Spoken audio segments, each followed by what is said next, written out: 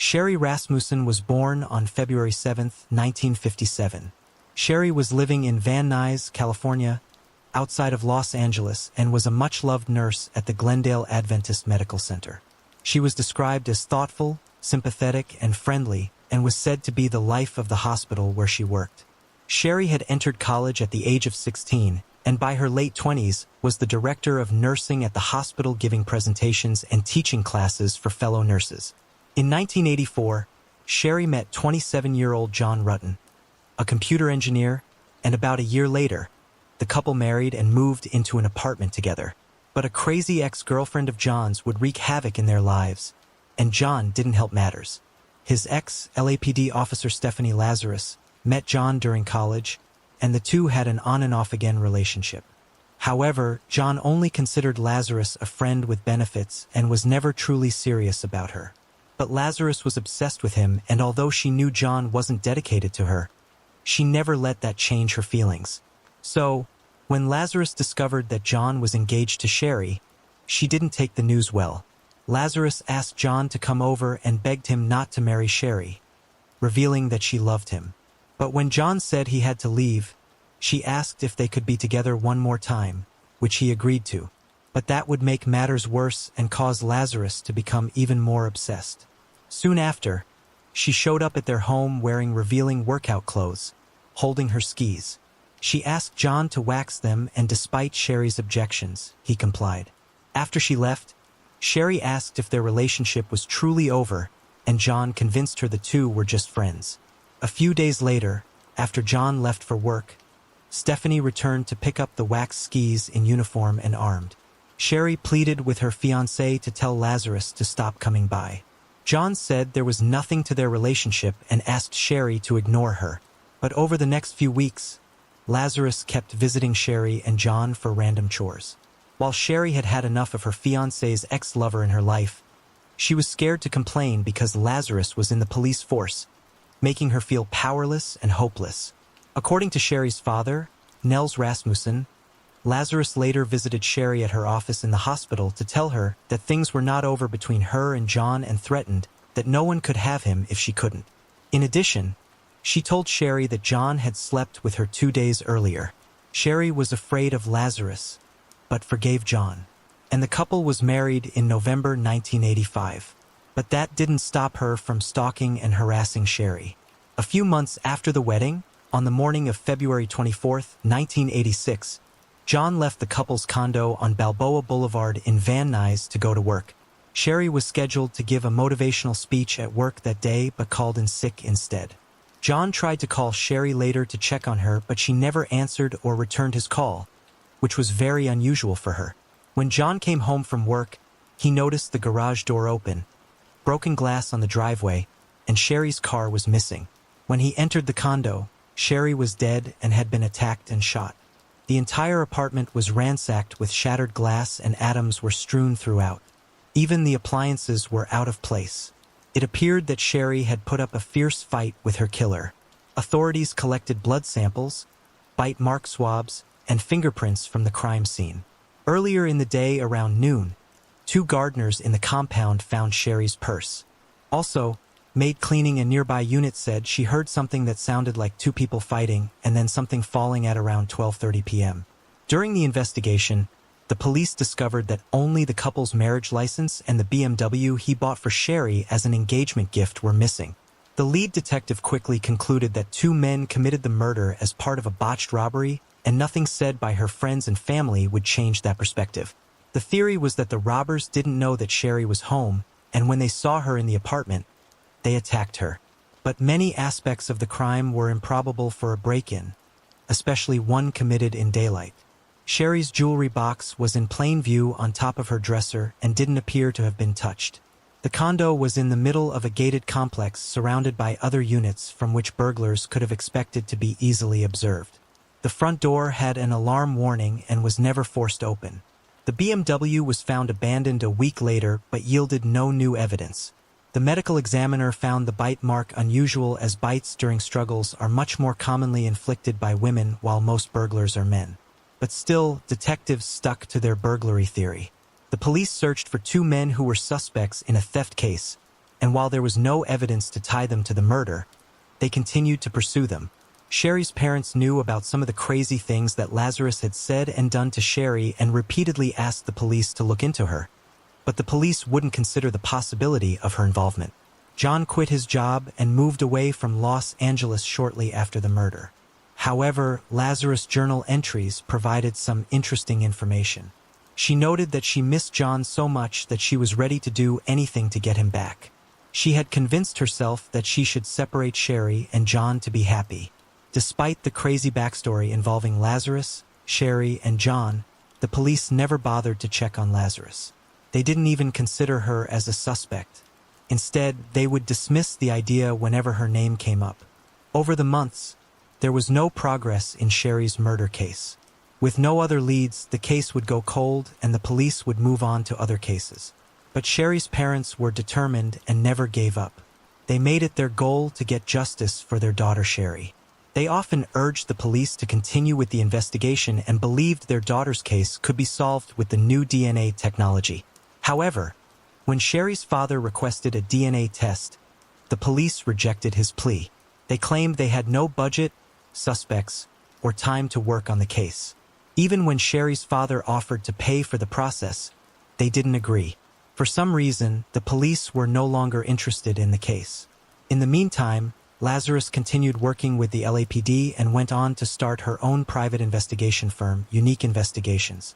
In 1987, she earned medals including 1 gold at the World Police and Fire Games in San Diego. 3 years later, she married a fellow officer and adopted a daughter with him. She would ultimately move back to Semi Valley, California, and became an instructor at the police academy.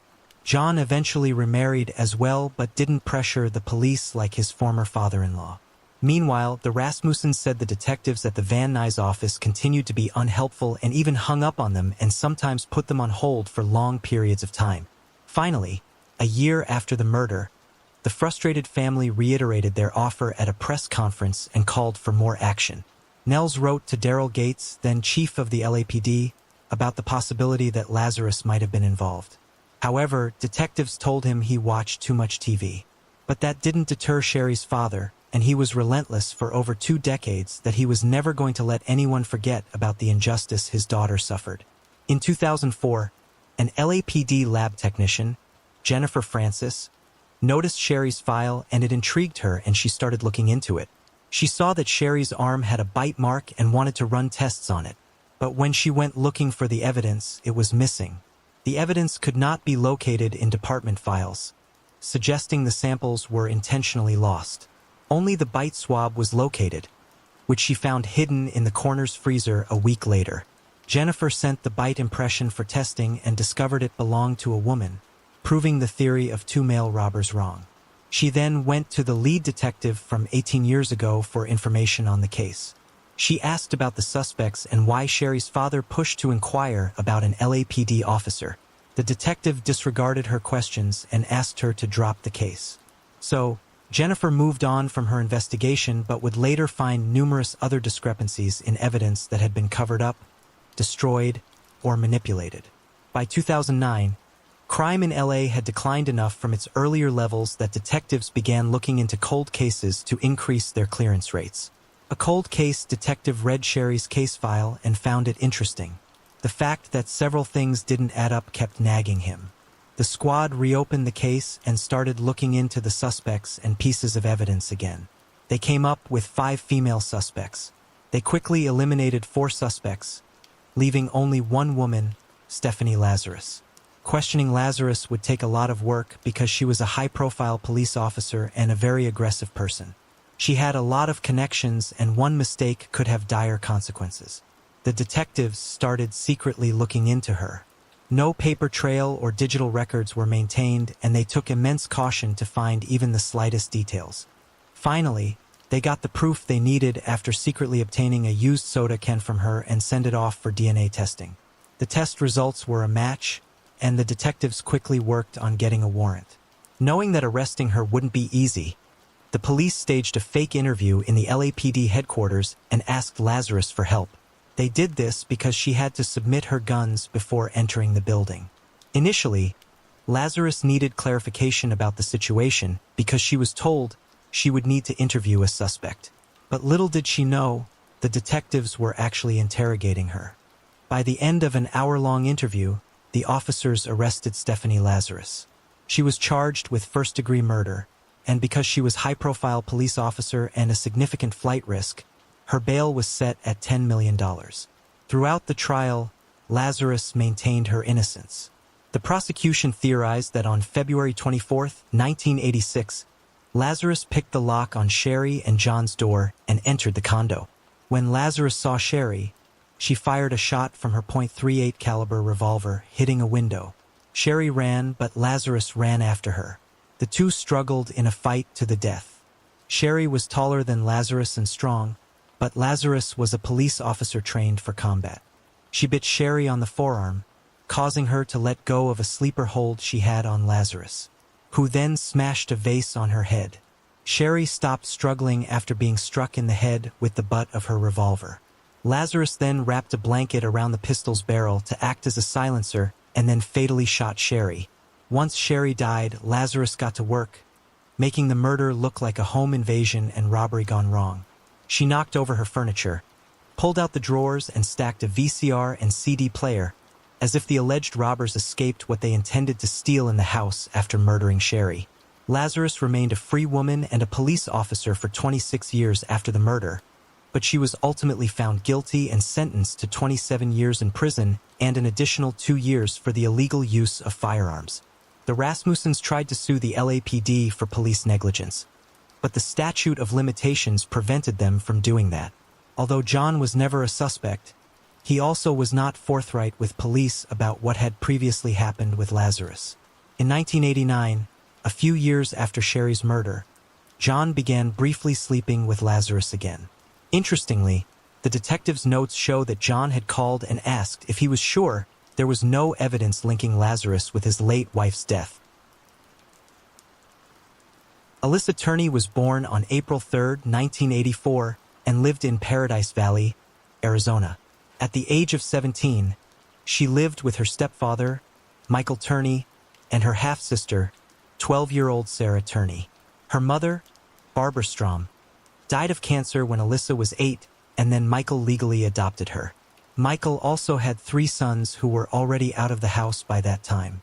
Their home had a passive recording system that recorded all phone calls coming in and going out and surveillance cameras that automatically recorded to VHS tapes.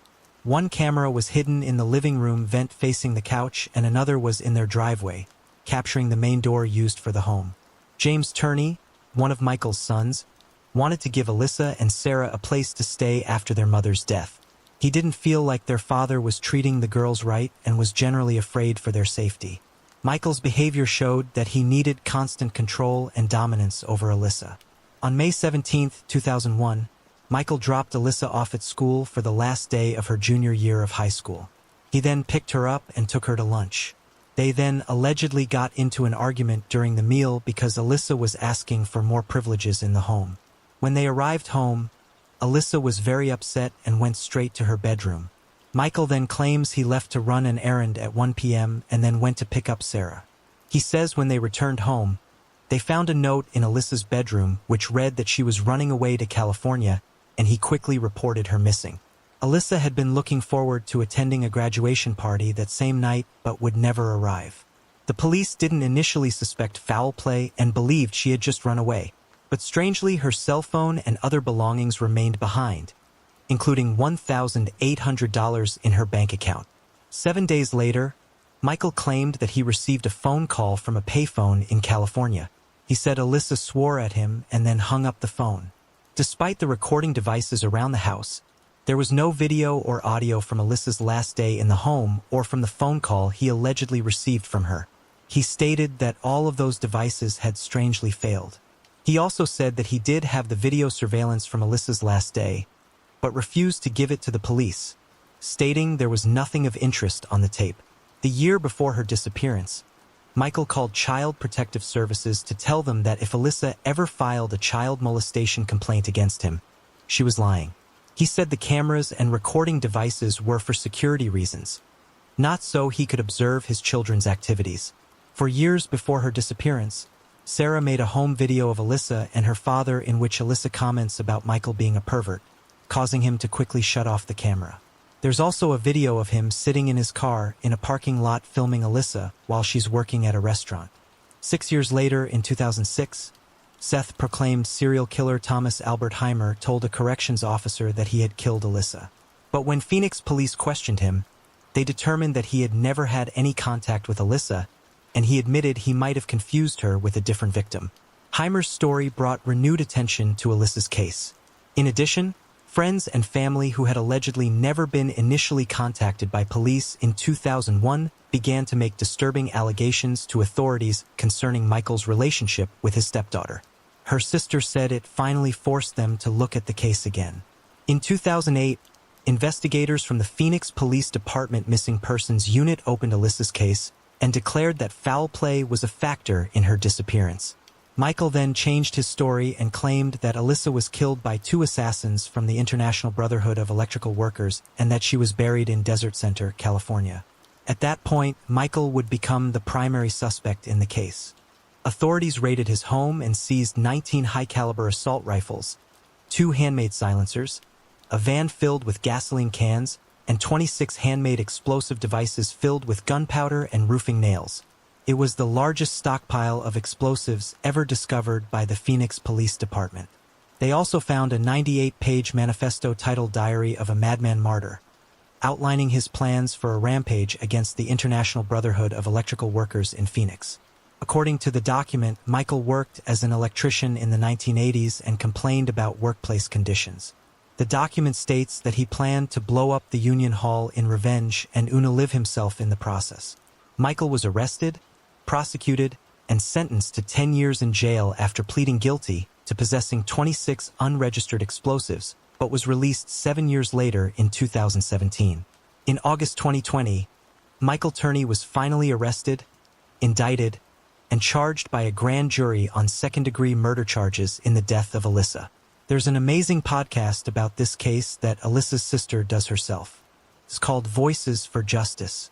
Once, while questioning her father about Alyssa's disappearance, he finally told her that he would give her all the honest answers on his deathbed. He said, "Be at the deathbed, Sarah, and I will give you all the honest answers you want to hear." He also said he would confess to everything if the state agreed to give him a lethal injection within 10 days. At the age of 53, Captain James Tappan Hall was a special deputy sheriff for Montgomery County, Maryland, and was a married father of 2 and had 4 grandchildren. He also worked part-time security for the Manor Country Club in the 14,900 block of Carrollton Road in Rockville, Maryland. On October 23, 1971, after 10:30 p.m., Captain Hall interrupted a burglary in progress at the country club. He had encountered 2 burglary suspects in the parking lot and attempted to arrest them. Unfortunately, the suspects were armed and would end up shooting Captain Hall. The country club's drink machines had been broken into and a house nearby had been robbed. Items stolen from the home were found near Captain Hall's body in the country club's parking lot along with his service weapon that had never been fired. Captain Hall was taken to the hospital but would succumb to his injuries 3 days later. Police were unable to track down his killer and the case went unsolved for the next 51 years. That is until 2021 when detectives from the Cold Case Unit decided to review the case with fresh eyes on the 50th anniversary of the murder. Detective K. Leggett and Corporal L. Killen re-examined old files and witness interviews until they narrowed the search down to one man, Larry David Smith, also known as Larry David Becker. He had been interviewed in 1973, but was never labeled a suspect. He soon moved to Little Falls, New York, and in 1975, he ditched the last name Smith and changed it to Becker. 71-year-old Smith was interviewed on September 1, 2022, and admitted he shot Captain Hall, but claimed it was an accident and said he didn't even know he had died. With Becker's confession in hand, he was arrested later that day and charged with the murder of Captain James Tappan Hall. This story contains graphic and disturbing images of child abuse. I struggled to decide what images to include, which are hard for me to see too. The social and government systems that should protect children failed Adrian Jones. By publishing this video, I hope to shine a light on these possible failures. Adrian Alexander Jones was born on May 5, 2008, the fifth of 6 children born to Dana Pierce and an evil soulless man named Michael Jones. He was filled by the adults in his life, the state, and all that could have done something to save him. Michael and Pierce broke up after he started having an affair with an equally as horrible woman named Heather. In September 2011, when Adrian was 2 years old, Michael got custody of the 3 children he fathered with Pierce. Reports say that in 2012, the Kansas Department for Children and Families removed Adrian and his siblings from their biological mother's care because of neglect and lack of supervision. However, Dana claims that DCF was never in her home, never did an investigation into his safety while under her care, and that Adrian was never removed from her home. Instead, she says her mother, Judy Conway, took Adrian away from her and placed him in the care of his father and stepmother. Regardless, Judy wanted the children, but the state told her the kid's father wanted custody, and he got it. Meanwhile, Michael and Heather rented a 4-bedroom home in an isolated area set on 15 acres of land in the 5200 block of North 99th Street in Kansas City, Kansas.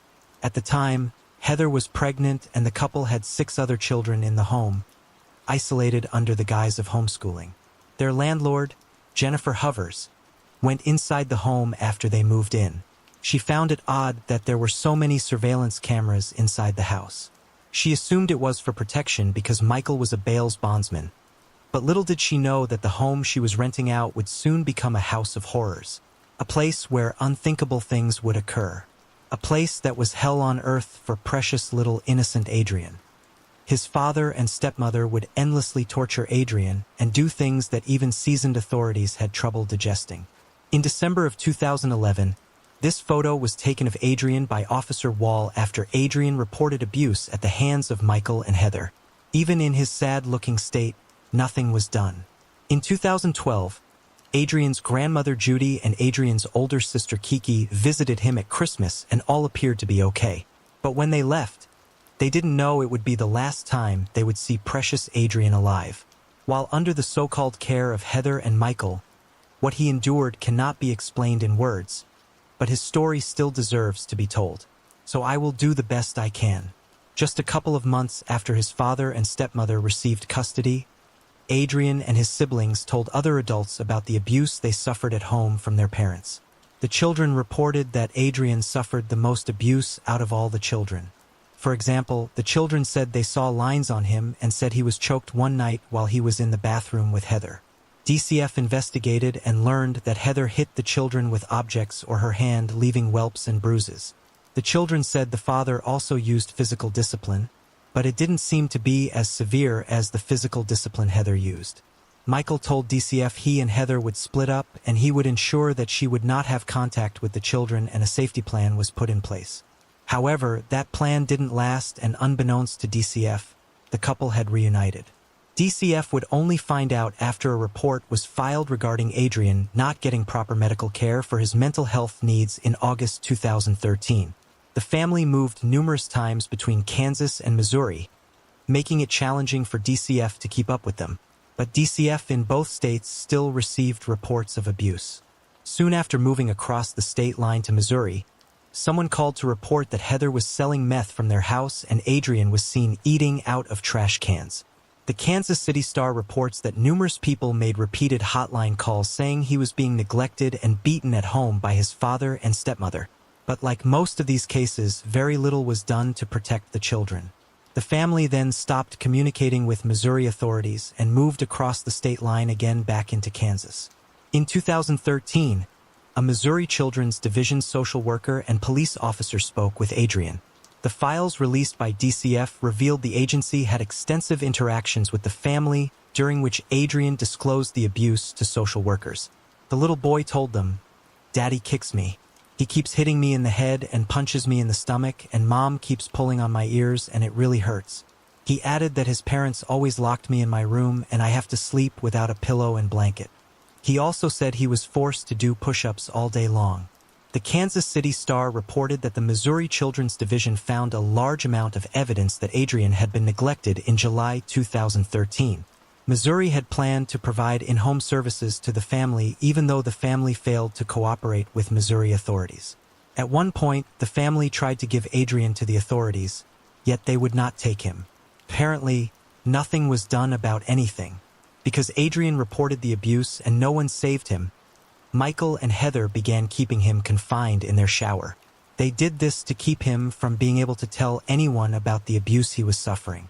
In 2014, Adrian spent a few months in a residential treatment center after being diagnosed with PTSD. Michael called Adrian's grandmother Judy and told her that Adrian was in a psychiatric hospital because he was a pedophile. Even with these outlandish lies about Adrian, he was still not removed from the care of Michael and Heather. Combining Kansas and Missouri's abuse files would eventually amount to more than 2,500 pages. I know I'm saying this a lot, but it's important. Adrian was never, not even once, removed from Michael and Heather's custody. Therefore, he endured several years of unfathomable torture, beatings, isolation, and starvation. Fast forward to November 5, 2015, Heather called the police to report domestic abuse at the hands of Michael. When the police arrived, Heather told them her husband had tried to shoot her. The house was filthy and had bullet holes in the walls. Trash was strewn throughout the house, along with dead mice, rat poison, syringes, and pornography videos on the floor and the countertops. At this point, the 7 children in the home ranged from 2 to 10 years old. But one thing was missing: Adrian. The police were very familiar with the family and were concerned when Adrian could not be found. Shockingly, Heather told them if they looked around the property, they'd find the remains of a child. Police returned the following day and found partial human remains in a livestock pen near the barn, and later identified them as belonging to Adrian. After spending most of his life severely abused, Adrian was murdered by his father and stepmother and died alone on the floor of a dirty shower after starving to death. Because he became too weak to stand up or lean against a wall, Michael and Heather strapped him to a chair and left him in the shower to die. His body remained there for 2 weeks until the smell became overwhelming. Then his parents went out and purchased pigs. They intentionally did not feed the pigs for a while to ensure they were extremely hungry. Shortly after the Joneses were arrested, the landlord said Heather gave her the passwords for her computer because she wanted her to send pictures of her children while she awaited trial in custody. The landlord had no idea she was logging into a nightmare of gruesome evidence. As soon as she opened iCloud, she found pictures of Adrian's abuse. She took the evidence to the police and then to Adrian's grandmother. The abuse began with Adrian being forced to stand for hours with his hands in the air. Several photos show the 7-year-old strapped to a table and blindfolded.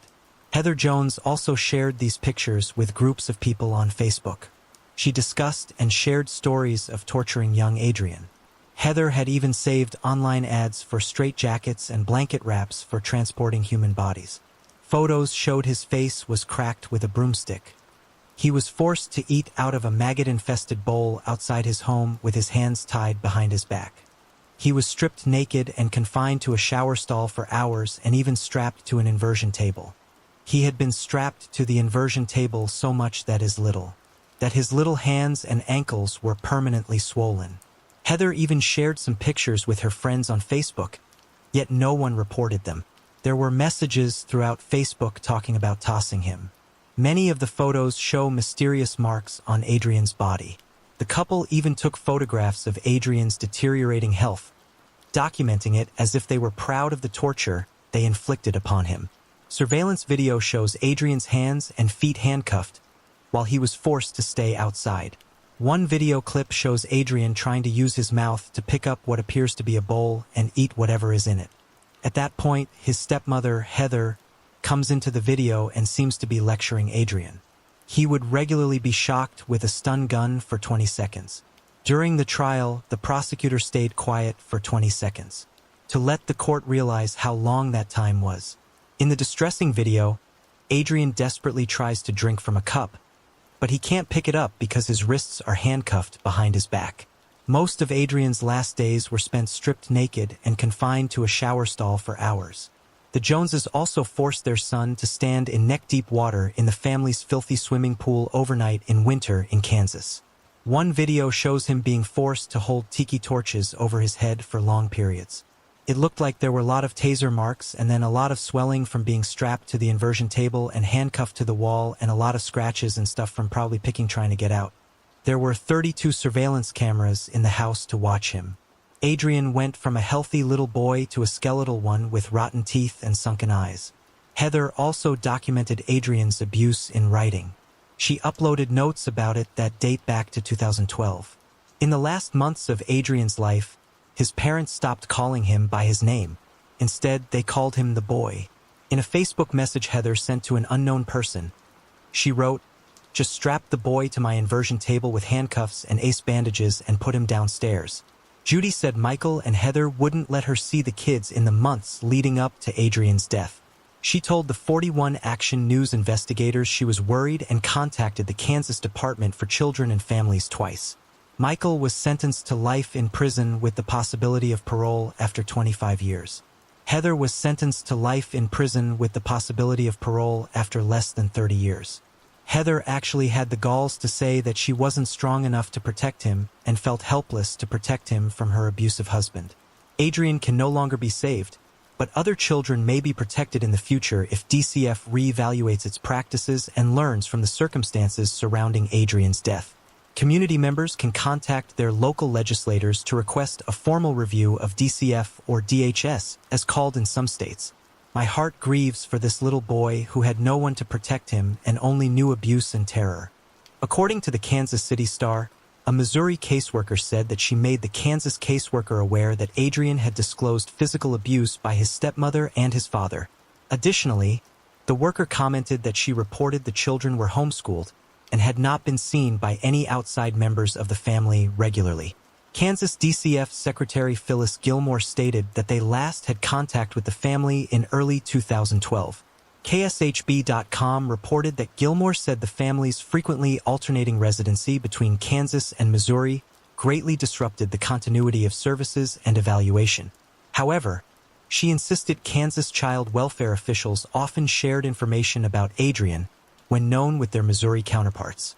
Additionally, Gilmore stated that her agency thoroughly investigated each reported incident of abuse or neglect involving Adrian. They last had contact with the family in early 2012. Which one is it? Kansas DCF refused to release any information regarding the case, something they are known for.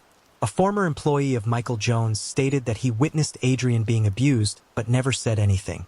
Also, Adrian's grandmother contacted DCF twice before his murder. Former Deputy Director of DCF, Diane Keach, said she is appalled by the lack of transparency from the agency. She quit the department due to issues similar to this case. Diane stated that DCF often kept these types of child death cases secret from the public and said that the attorney for DCF didn't feel like they should document anything related to a child's death. She wanted only to have a verbal conversation over the phone.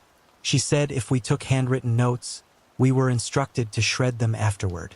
She said she'd personally viewed numerous deaths in Kansas where they missed it. The Joneses weren't the only adults in the home. Another resident by the name of Willie Flowers was living there as well. He can be seen on camera in the house and knew what was happening, but did absolutely nothing. According to Heather, Flowers would often babysit the children. The department said they looked into Flowers after Adrian's death, but didn't have enough evidence to charge him. John Pizzerno, a criminal defense attorney, said it's not a crime to live in a home while a child is being abused or even tortured and killed. In 2017, Kansas Representative Luis Ruiz introduced Adrian's Law, which was signed into law and states adults now must report child abuse or face criminal charges. It is now a requirement that the Kansas DCF physically lay eyes on a child at risk for abuse when visiting the home. They could not just leave the house without an answer. After Adrian died, the 41 Action News investigators spoke to several people who said they contacted DCF before Adrian was killed. Adrian's grandmother also said, Adrian was often hungry and forced to eat plain oatmeal, while his 6 sisters living in the house were given McDonald's. The surveillance video from inside the home shows a very thin and naked Adrian in the kitchen getting what appears to be a bowl of water. The footage shows Adrian cowering behind a cabinet and slowly lowering himself to the ground, as he notices another person entering the room. As the person passes by, Adrian can be seen carrying the bowl as he sneaks out of the room.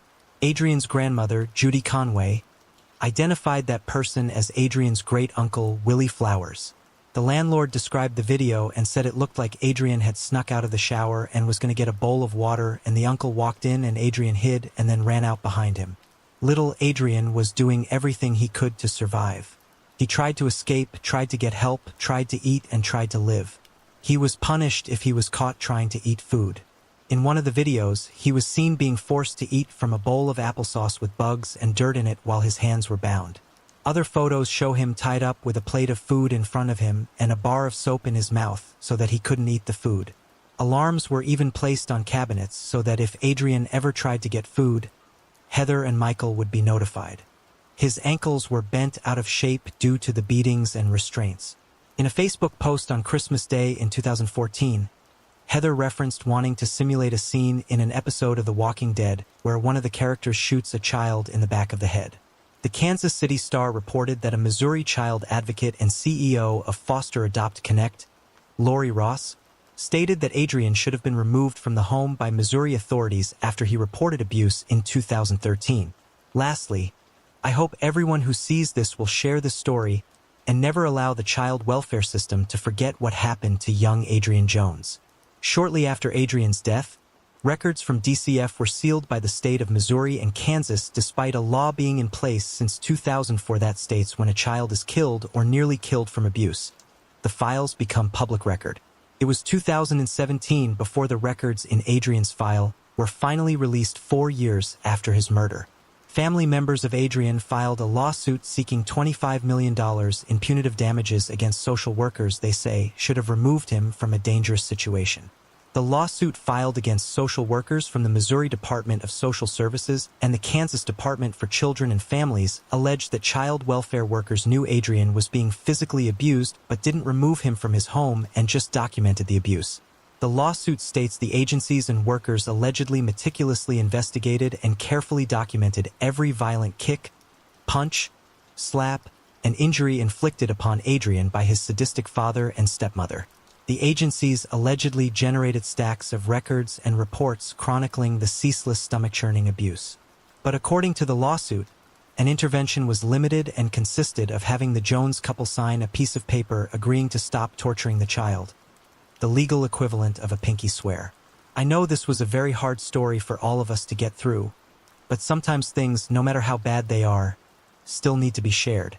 Let's never stop pushing for more protection for these poor innocent children. And while they didn't save Adrian, at least he is no longer suffering. Michael and Heather, I'm sure hell has a special place for you. Chase Allen was born on August 31st, 2018 into a life of hell. When he was only 2 months old, he and his siblings were taken away from their mother, Azure de France, because of abuse and neglect. Unfortunately, 3 months later, all the children were returned over the objections of their grandmother and aunts. Their continued calls to the hotline to report suspected incidents of abuse were to no avail.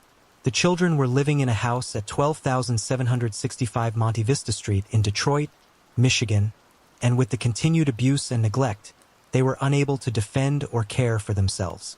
When Chase was 3 years old, his loved ones described him as sweet, shy, and soft-spoken.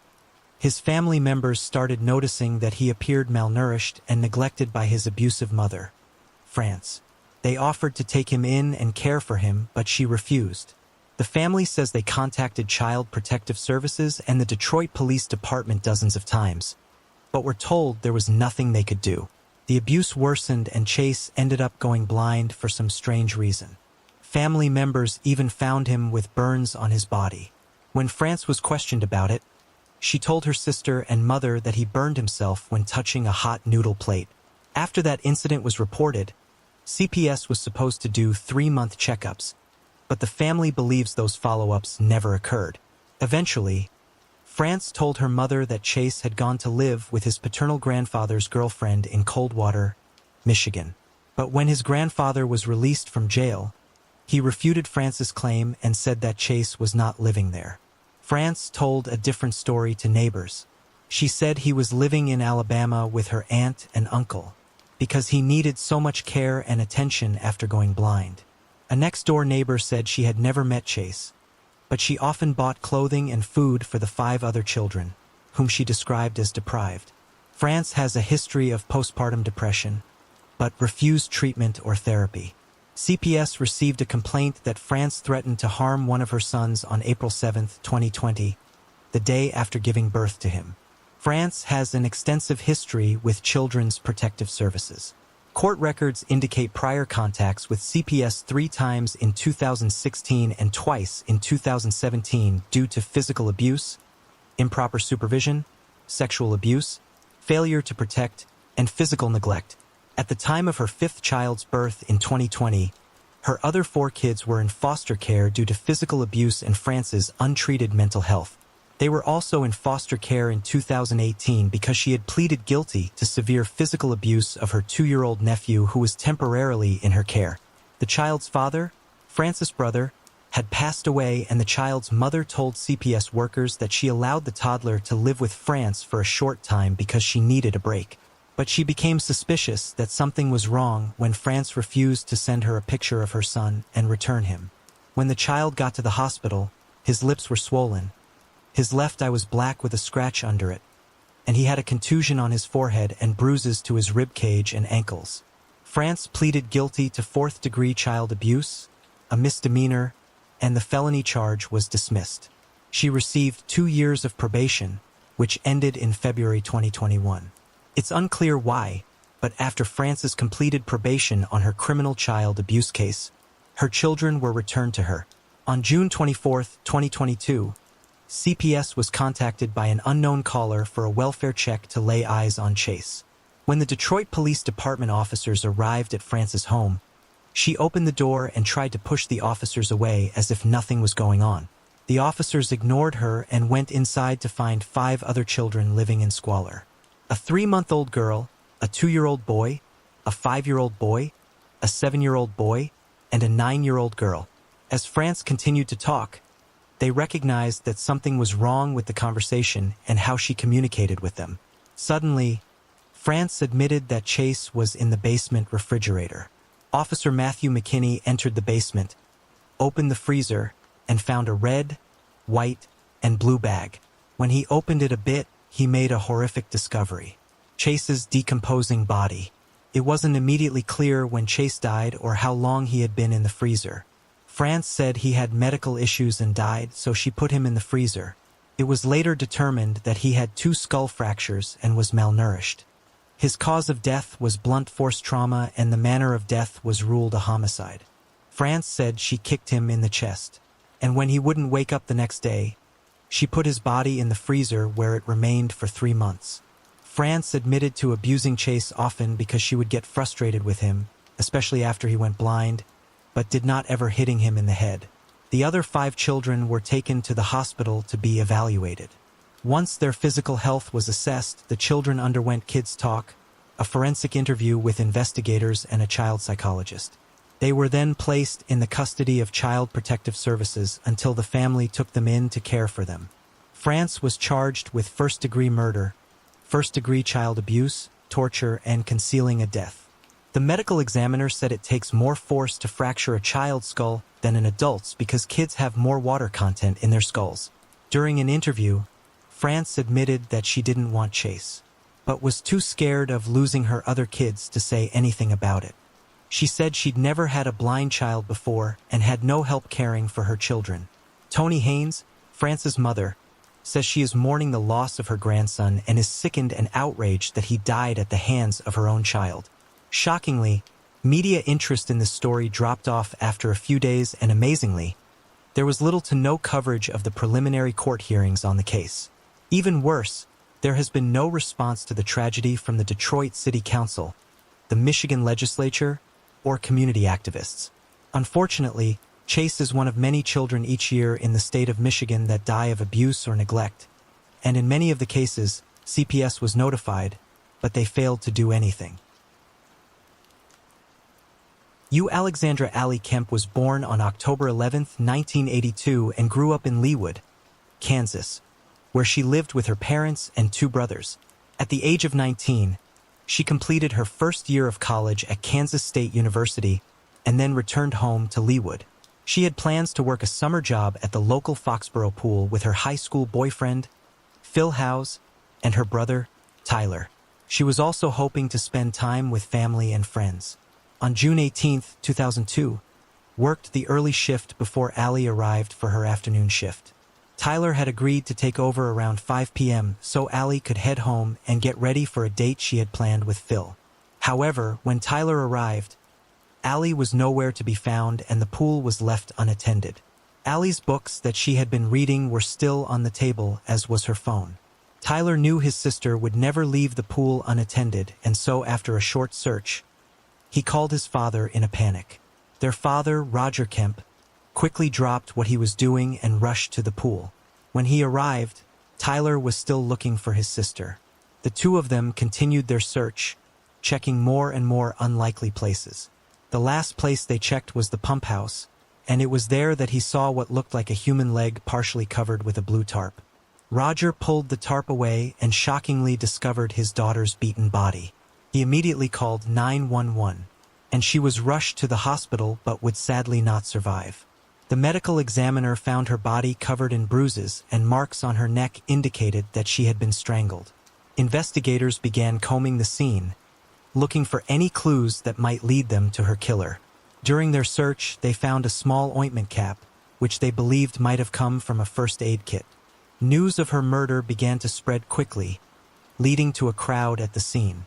The police watched the crowd carefully, hoping to spot a nervous or suspicious person, but at the time, nothing came of it. With no options left, they began interviewing everyone that had a connection to Allie. While they interviewed her friends and family, one person really stuck out: her long-term boyfriend, Phil. The two were high school sweethearts, but cut off the relationship when Allie went off to college. However, when she returned for the summer, they started the relationship back up. Detectives quickly learned from Phil that Allie had attempted to contact him just a few hours before her body was discovered. He had a missed call and voicemail from her at 2:52 p.m. He tried to call her back once he saw the message, but she never picked up. As for Phil's movements, he had left his shift at the pool to work his second job before calling in to play video games at a friend's house. Both these activities were corroborated by the people Phil had claimed to be with. He first became aware of the situation when he received a call telling him Allie was in the hospital. Since Phil had a solid alibi, he was quickly ruled out, along with every member of Allie's close friends and family. At this point, investigators were at a loss, but all that would change when a frequent visitor to the pool came forward and told an interesting story. They said a week before the murder, they saw a person hiding in the bushes nearby holding a pair of binoculars. They also got a tip from a lawn crew working nearby who said they saw a beige Ford pickup truck on the day of the murder. They said the truck came and went multiple times that day, which they found strange. Word of the pickup truck began to spread around the small town and led to multiple tips from people claiming to have information on it. However, they were never able to identify it. Investigators would eventually get new information from one of Allie's friends, Laurel. She said that she arrived at the pool around 3:15 p.m. and wanted to surprise her. So, she sat in her car and continuously honked her horn, hoping to get a reaction from Allie, but she never did. Instead, she noticed a man walking out of the pump room. Thinking it was Allie's boss, she panicked and ducked down behind her dashboard. From her hiding place, she continued to watch the man as he walked casually away from the building, waved in her direction, climbed into his vehicle and drove off. Once he had left, Laurel went into the pool area to search for Allie, but left when there was no sign of her. She gave a description of the man, and a sketch artist was able to create a composite image. Thanks to her visit, detectives now had a time frame to work with. They already knew that Phil had received a missed call from Allie at 2:52 p.m., and now they had Laurel's visit placed at 3:15 p.m. That left a 23-minute window in which Allie was most likely attacked. After the sketch was released, multiple people began bringing in family photos of people they believed might be the killer. This eventually led them to James Strader, a mechanic who worked 20 minutes away in Olathe, Kansas, and had a striking resemblance to the man in the sketch. However, investigators would leave disappointed because James was working on the day of the murder, a fact that was confirmed by his boss. Investigators continued searching for a suspect, but in the meanwhile, a forensic team began testing the blood that was found on the small ointment cap. While most of the blood at the scene was linked to Ali, the blood found on the cap belonged to an unknown individual. They ran it through Cody's, but unfortunately, there were no matches found. 18 months into the investigation, the leads had basically dried up, so they decided to reach out to the local media. In January 2003, a mugshot appeared on a news broadcast showing a man who was suspected of sexually assaulting 3 women. Detectives on the case recognized the face immediately. It was the mechanic, James Strader, who was ruled out after providing an alibi. However, with this latest news in hand, they decided it was time to take another look. Most importantly, they needed to get a sample of his DNA. Investigators also wanted to bring James in for more questioning, but he eluded the police for 3 long weeks. He was finally apprehended after leaving a gas station in Utah without paying and was immediately pulled over by state police. After being brought in, he agreed that he resembled the sketch, but denied any involvement in the murder. Officers in Utah had also taken a sample of his DNA and uploaded it to the Cody's database, but strangely it wasn't a match and once again he was ruled out. After months had gone by with no suspect in sight, Bob Vesseler with Lamar Advertising decided to donate a billboard for free with information about the murder. After the billboard went up, investigators were given the name of Teddy Hoover by 2 separate people. Teddy resembled the composite image and owned a truck. He also maintained pools for a living but said he never worked on that particular pool. Teddy refused to submit his DNA for testing and asked to speak to his lawyer before agreeing to anything. Teddy's lawyer said he was concerned about his privacy and didn't want his DNA to sit in Cody's. So the officers presented him with a deal. They would test the DNA but would never upload it to the Cody's database. While waiting for Teddy to make a decision, detectives went back through their old notes and made a surprising discovery. Teddy had been at the scene on the day of the murder and had already spoken to detectives. Police notes showed his name listed amongst the bystanders interviewed at the pool. After 3 days of nothing, detectives called Teddy's lawyer, who informed them that his client had taken off. Months would go by with no signs of Teddy anywhere before they finally received an important tip in August 2004. The tip suggested that Teddy Hoover was actually Benjamin Appleby and he had fled to Connecticut. He had been living under the Hoover alias to avoid prosecution for a 1997 sex offense. Thankfully, when he was finally taken in, the Connecticut State Police took a sample of his DNA. However, he continued to deny his involvement. Investigators then decided to put him in the investigation room where they had 2 binders on the table bearing his names. There was also a pin board with his photograph and pictures from the crime scene. Eventually, he broke down crying and admitted to killing Ali. He recounted the events, saying he visited the pool as part of his maintenance work and Ali was there when he stepped into the pump house. Benjamin made a pass at Ali by attempting to touch her, but she pushed him away, causing him to lose control. He also said he planned to sexually assault her and had grabbed the ointment to use in the process, but was interrupted when Laurel began honking her horn. He said he collected himself, leaving calmly and giving her a friendly wave as he walked to his vehicle. The DNA results confirmed Benjamin's confession and he was arrested.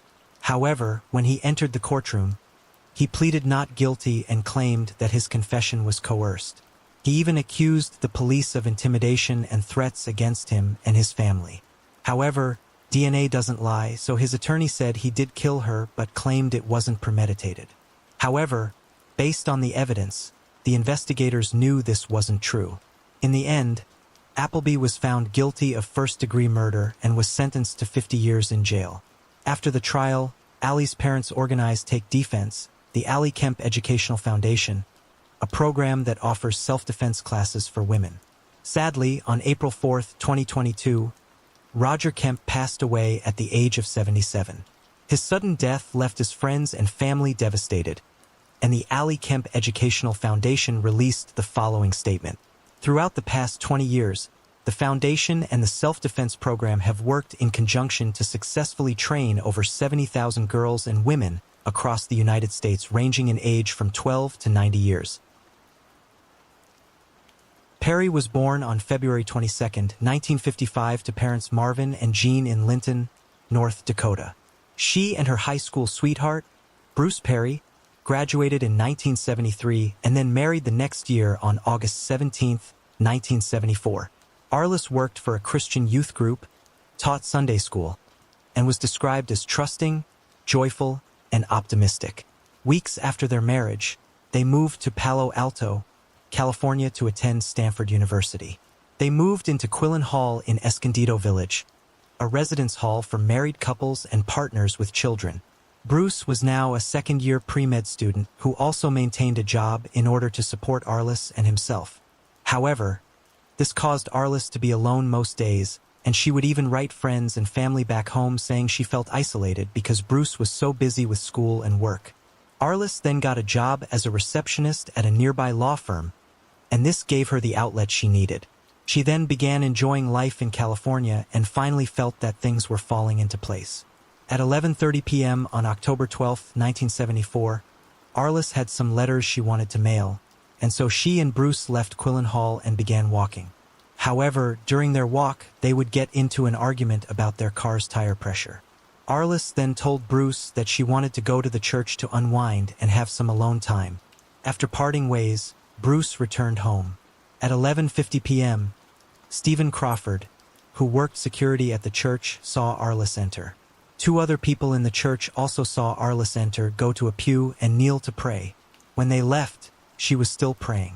At about 12:10 a.m., Stephen entered the church but didn't see anyone. He announced that he was locking up but never received a response. Not long after, Bruce became concerned when Arliss didn't show back up. So he walked the half-mile to the church to look for her. However, when he arrived, all the doors were locked. He then decided to walk around campus searching for her. After being unable to find her, he returned home and waited until about 3 a.m. before reporting her missing. Bruce told authorities that she may have fallen asleep in the church. So they walked to the church and checked all the doors, but they were locked. They tried calling out to see if anyone was inside, but no one answered. A few hours later, the same security guard returned to the church to open it for the day. When Stephen entered the church, he found Arliss's deceased body and called it in saying, "Hey, we've got a stiff here." She was found lying partially nude on the front pew of the altar with her neck broken and her arms crossed over her chest with a candle in between. She had been beaten, strangled, sexually assaulted, and ultimately murdered with an ice pick. Investigators would also find a latent palm print on one of the candles near her body. It was later said that the crime scene resembled a satanic ritual. Strangely, when the cops arrived to question Bruce, they noticed he was covered in blood. He explained that he suffered from severe nosebleeds whenever he was stressed. Instead of telling Bruce the details of what they found, they asked him to come to the police station for questioning. They questioned him for 2 hours, creating various situations to elicit a reaction from him. For example, Arliss was cheating and he discovered it, or Arliss was pregnant and he was unhappy about it. Bruce voluntarily provided his prints for testing and took a polygraph examination. His prints didn't match the palm print found at the scene, and he passed the polygraph test and was no longer considered a suspect. That is, when they finally told him that his wife had been murdered. The FBI got involved and developed a profile of the murderer. They believed the killer was a loner with a military background between the ages of 17 and 22, and that he would collect possessions of his victims as souvenirs. It's also of note that Arliss was missing 2 objects from her possession. Investigators believe Arliss was still in the church with her killer when Stephen came to lock up. Someone passing by the church reported seeing a man with sandy blonde hair enter the church at the same moment Arliss did. Another passerby between 12:15 and 12:30 heard a strange sound coming from inside the church, and when they stopped, the noise also stopped. When Bruce called the police to report Arliss missing, Stephen said he did a sweep of the church around 2 a.m. and the police performed a sweep of the outside around 3 a.m. Strangely, both times, all the doors were found locked. Stephen was initially considered a suspect but was ruled out after he passed a polygraph test and his palm print didn't match the latent palm print found at the scene. There was some suspicion regarding the Stanford Chapel dean because he also had access to the church, but he passed a polygraph test as well. The handprint was compared to over 100 suspects, but no match was found. Sadly, the case would go unsolved for the next 4 decades. A co-worker of Arliss's at the law firm said that a man with sandy blonde hair and an athletic body had paid her a visit at work. The man and Arliss talked for about 15 minutes, and when Arliss returned, she appeared to be upset.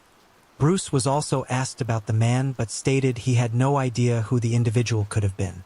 After Arliss' body was returned to Bismarck, North Dakota and buried, someone stole her temporary burial marker. This was strange because it was the only one stolen. This made people wonder if her killer was from Bismarck and had traveled to California to murder her. Part of Bruce's parents' job was to try and convert members of a satanic cult to Christianity. The cult was known as the Process Church of Final Judgment. They were into Scientology and Satanism and were known to perform rituals. 13 years later, in 1987, a book titled The Ultimate Evil, published by Marie Terry, reopened the entire satanic pentagram world once more. He was at odds with the police for dismissing Arliss and the Process Church of Final Judgment and claimed that the man Arliss was arguing with at work the day before she was murdered was a member of the Satanic Church. He further alleged that Arliss purposefully provoked an argument with Bruce to get some alone time with the man. The book became very popular, and he was even able to sell out a 1,000-seat capacity venue where he would sit and discuss the case's theories. In his book, he discusses a theory about her murderer possibly being the serial killer, the son of Sam. In 1978, 4 years after Arliss's murder, David Berkowitz wrote to Arliss's home in North Dakota, claiming that the Process Church of Final Judgment hired a hitman to kill her because she wanted to convert them to Christianity. He told them that the cult was nationwide and that they would kill individuals throughout the country. He knew this because he claimed to be a member himself. He stated that Charles Manson and serial killer Otis Toole were also members. Berkowitz then sent a book to a police officer in North Dakota in 1979, and in the book he wrote, Hunted, Stalked, and Slain followed to California, Stanford University. 2 officers from California flew to New York to question Berkowitz about the murder, and after about 30 minutes, he stopped talking and stated he didn't want the other convicts to think he was a snitch. So, the police considered him useless and moved on. Arliss's murder was eventually linked to the murders of 2 other women at Stanford University. People came forward to say they saw the same type of man with sandy blonde hair roaming the area around the time of those murders as well. The police even questioned Ted Bundy, who was frequently in California between 1973 and 1974. However, he was ruled out as a suspect since he had an alibi for the night of the murder. Finally, in 2016, the police received a break in the case. They discovered a DNA profile of a male downed on Arliss's jeans the night she was murdered. Police set out to interview everyone in the vicinity that night and collect DNA samples from each person. With that, they were able to eliminate everyone but the church's night guard, Stephen Crawford. Stephen Crawford, now 72 years old, was a veteran of the United States Air Force who began working as a police officer at Stanford University in the Department of Public Safety in 1971. However, in 1972, a new police chief decided to reorganize the department, and most of the police officers were offered jobs as security guards instead. Stephen despised this and began stealing items such as artworks and books, and eventually left Stanford in 1976. In 1992, his ex-wife reported him for creating a false diploma with a blank certificate obtained from Stanford. He was subsequently prosecuted and arrested for stealing thousands of dollars worth of various items from the university. In the end, he would receive a 6-month suspended sentence and 2 years of probation. In 1993, he relocated to San Jose, California, where he lived at the Dale Coronado apartment complex. He worked as an insurance adjuster and led a relatively quiet life. Even though his palm print didn't match the one found at the scene, and he passed the polygraph test, Crawford had remained a person of interest all those years. They compared his DNA to the DNA recovered on Arliss's jeans, and lo and behold, it was a match. On June 28, 2018, investigators visited Crawford's apartment at 9:05 a.m. Instead of letting them in, he shouted, asking them to wait while he got dressed.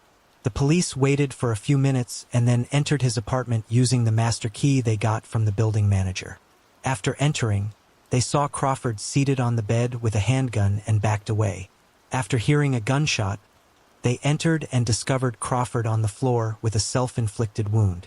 Upon searching his apartment, they discovered a copy of Maury Terry's book, The Ultimate Evil, as well as a handwritten suicide note on his desk written in 2016, when investigators began to reinvestigate him. However, there was no mention of Arliss in the note. Unfortunately, this leaves us with some unanswered questions, such as, was the murder of Arliss part of his revenge against the university? Was she his only victim?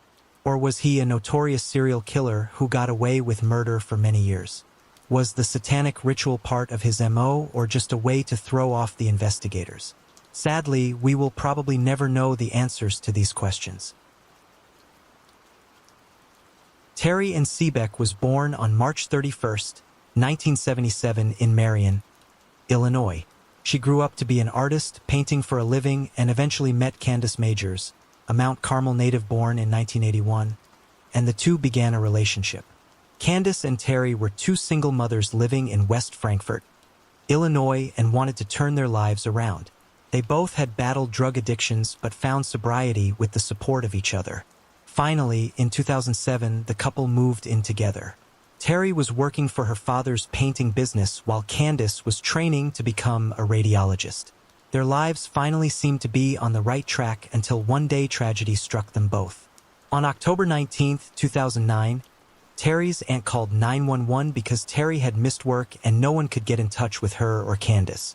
Her aunt's on the house where the couple lived, and after arriving, she saw the front door covered in blood and decided to wait for the police to arrive. When police entered the home, they would shockingly find 28-year-old Candace and 32-year-old Terry's deceased bodies. An autopsy determined they were shot execution style by a small caliber handgun. Both of their credit cards and IDs were missing, as was Terry's Chevrolet Impala. However, there were no signs of a break-in and other valuables were left behind. In speaking with the women's friends, detectives learned of another couple, 19-year-old Afton Ferris and 29-year-old Michael Challert, who had been living with them for the past few weeks. Michael was born in 1979 and grew up in Cheyenne, Wyoming. He became a father at the age of 15, and by the time he was an adult, he was drifting around the Midwest, working odd jobs and moving from place to place. He met Terry in West Frankfort, and she allowed him to stay with her for a period of time. Michael returned to Cheyenne in 2008, where he met Afton, who was homeless at the time. She had grown up in foster care and could not hold down a job despite being valedictorian of her high school.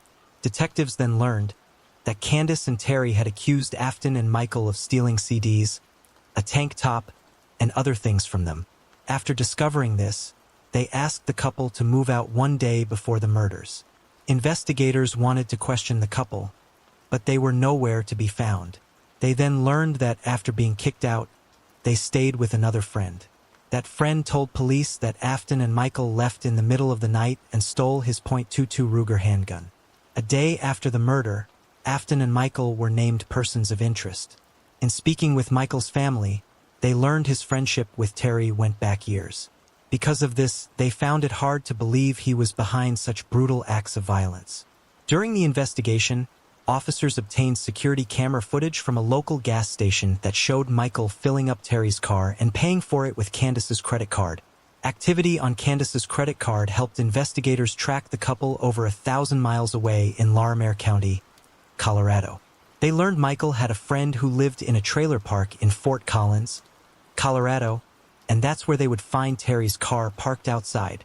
They then found Afton and Michael and took them into custody. Upon entering the trailer, they found blood-stained clothing belonging to Afton, stolen credit cards, and a black purse containing the murder weapon. A handwritten poem titled Bullets and Weed was found inside Candace's car and signed by Afton. It read, "Seems like we got nowhere to run to and no way to go back. Guess the only way to go is to take this handful of bullets in a pocket full of weed." Another note found inside the car read, "We are sorry we did this. I wish we hadn't done this, but we had been pushed too far." Terry and Candace were thieves and liars, and they continuously stole from one another and blamed it on somebody else, and we continuously got the blame. In her interview with police, Afton admitted to stealing the murder weapon. She said they originally intended to rob Terry and Candace, but they decided to kill them when they got to their house, claiming that they didn't have any other choice. Afton said that in order to gain entrance into the home, Michael told the women he was there to apologize. But instead, after being let in, he gunned them down in cold blood. She said she saw Candace was attempting to escape, so she grabbed her and brought her back in while Michael shot her again. In his interview with police, Michael admitted to murdering the victims with Afton's help. He said he and Afton also planned to take their own lives as well. Following their confessions, Afton and Michael were both charged with 2 counts of first-degree murder. Michael pleaded guilty to both counts and was sentenced to life in prison without the possibility of parole. Afton decided to go to trial, where she was found guilty of murder, home invasion, and armed robbery. She was also sentenced to life in prison without the possibility of parole. Paige Johnson was born on August 28, 1993 in Edgewood, Kentucky. As a teen, she lived in Covington, Kentucky, and was described as outspoken, feisty, and kind. During high school, 16-year-old Paige gave birth to a baby girl and ultimately quit school to care for her new daughter. On September 22, 2010, a few weeks after turning 17, Paige wanted to go out and have some fun. She made plans to go to a house party with 22-year-old Jacob Bumpass. She also made plans to end up at her sister Brittany's house, but she left her cell phone at home and told her sister she would call from a different number to update her on her plans. Brittany kept waiting for Paige to call, but that call never came. She wasn't concerned until Brittany failed to return home the following day. She called her mother Donna Johnson to ask if she'd seen Paige, but she hadn't either. At that point, the family decided to report her missing. When officers initially took the case, they believed that Paige was either still partying somewhere or was just another teen runaway. The police assumed she would return in a couple of days, so they didn't initially take action. Paige's family stayed adamant that Paige was a devoted mother who would have never abandoned her daughter. Since the police weren't being very helpful, the family decided to search for her themselves. They posted flyers, formed search parties, and talked to every person Paige knew, including Jacob, the boy she was with the night she disappeared. Paige's family questioned Jacob about that night, and he told them that he dropped her off at Brittany's house around 1 a.m. and left without looking back. He then initially lied about giving her alcohol, but later admitted to giving her beer. After talking with Paige's family, he quickly lawyered up and stopped cooperating. He stopped participating in searches and never answered another question. A few days after her disappearance, the police finally began their investigation by requesting tips from the public. They then quickly turned their attention to Jacob. He then gave them the same BS story and wouldn't cooperate any further. The police then decided to look at Jacob's cell phone data and noticed his story didn't match. He reportedly dropped Paige off near Brittany's house at 1 a.m. at 15th Street and Scott Street in Covington, but his phone records showed him elsewhere. And at about 4 a.m., his phone pinged near East Fork Lake, about 25 miles away. From that lake, Jacob posted a couple of random updates on Facebook talking about his insomnia and love for fishing. This was strange because Jacob had never posted comments like this before and never did again. The timing was also odd, and it seemed like he was trying to create an alibi. The police then decided to search the lake, but it was over 4,000 acres. They spent weeks looking for Paige or any clue related to the case, but they ended up empty-handed. In 2011, Paige was declared legally dead, allowing her family to file a wrongful death lawsuit against Jacob. However, in court, Jacob kept pleading the fifth, and when asked to take a polygraph test, he refused. It would be another 10 years before the family would finally have some long-awaited answers. During this time, the family kept hearing rumors about Paige being passed out at a party. Multiple people at the party recalled seeing Jacob and another young man carry her out. Finally, in March 2020, almost 10 years after Paige went missing, a married couple who were out deer hunting near the East Fork Lake found some burned human remains. They were found in a wooded area off Mathis Road in Claremont County, Ohio. The police quickly sent a search team and unearthed the remains located 45 minutes from Page's home in Florence. Because so much time had passed, dental records were used to confirm the remains belonged to Page. The body was found about 2 miles away from their initial search radius. Interestingly, it was only a mile from where Jacob's phone pinged on the night of her disappearance. Unfortunately, they were unable to get enough conclusive evidence due to the body's decomposition to charge Jacob with murder. Instead, they charged him with abuse of a corpse and tampering with evidence. In June 2020, he was indicted but pleaded not guilty. He was released on bond and is currently awaiting trial with the next hearing scheduled for July 2023. At this point, the prosecution may never be able to prove foul play, but they are hopeful they can at least convict Jacob for actively hiding her deceased body. While there are theories about what might have happened to Page, including drug overdose and sexual assault, the prosecution claims they may never prove foul play. The body had decomposed beyond recognition, and there was insufficient evidence to charge someone with homicide. But the police are confident of one thing. Page died on Jacob's watch, and he actively concealed the facts. Noma Stamey Cobb was born on November 16, 1962 in Lincoln County, North Carolina. At the age of 29, Nona was a widow with a 3-year-old son named Josh, but due to her struggles with substance abuse, Nona's sister was granted custody of Josh. On July 7, 1992, at 6:15 a.m., Nona was found strangled to death on the northbound side of Interstate 77 near Elkin in Surry County, North Carolina. She was last seen the night before getting into a truck driven by an unidentified man at the Welcome Center on Interstate 85 in Cleveland County. Unfortunately, with very few leads to go on, the case would go unsolved for the next 30 years. About 3 years into the case, investigators suspected the killer might be a truck driver by the name of Sean Patrick Goebel. Goebel had confessed to the murders of Brenda Hadji, Sherry Monger, and Alice Haynes. Goebel of Asheboro, North Carolina targeted sex workers and transported them over state lines before dumping their bodies on different interstates in multiple states. Investigators looked into dozens of murders across several states that matched Goebel's pattern, including Nona's.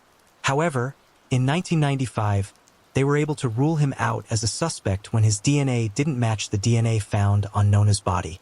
26 years later, in 2021, investigators got a break in the case after providing DNA found on the victim to Dr. Colleen Fitzpatrick with Identifiers International. With the use of genetic genealogy, investigators finally had a suspect, 71-year-old Warren Luther Alexander of Diamond Head, Mississippi. On March 27, 2022, Alexander was extradited back to North Carolina and officially charged with Nona's murder.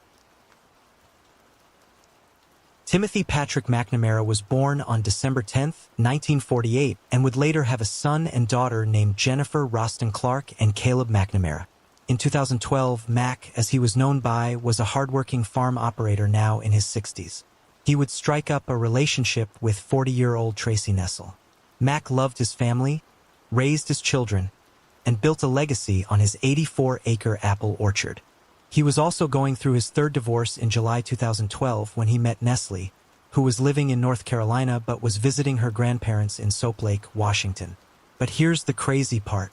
Nestle was actually the biological daughter of Mac's brother, making her his niece, although her father was never in her life.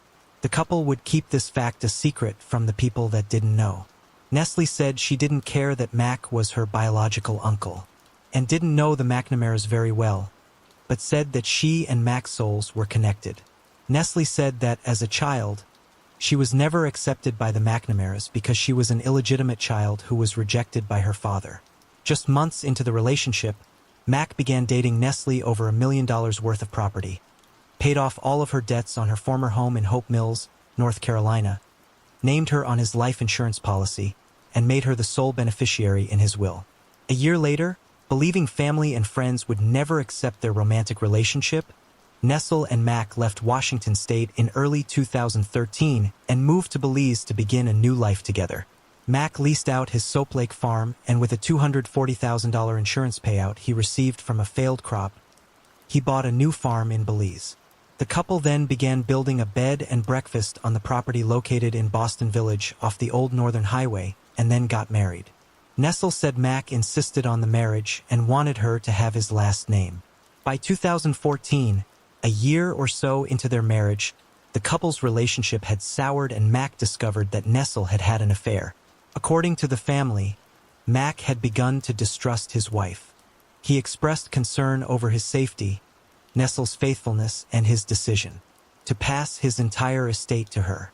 In October 2014, Nessel purchased a 9mm pistol in North Carolina and had it shipped to Belize and licensed the firearm on December 2nd of that year.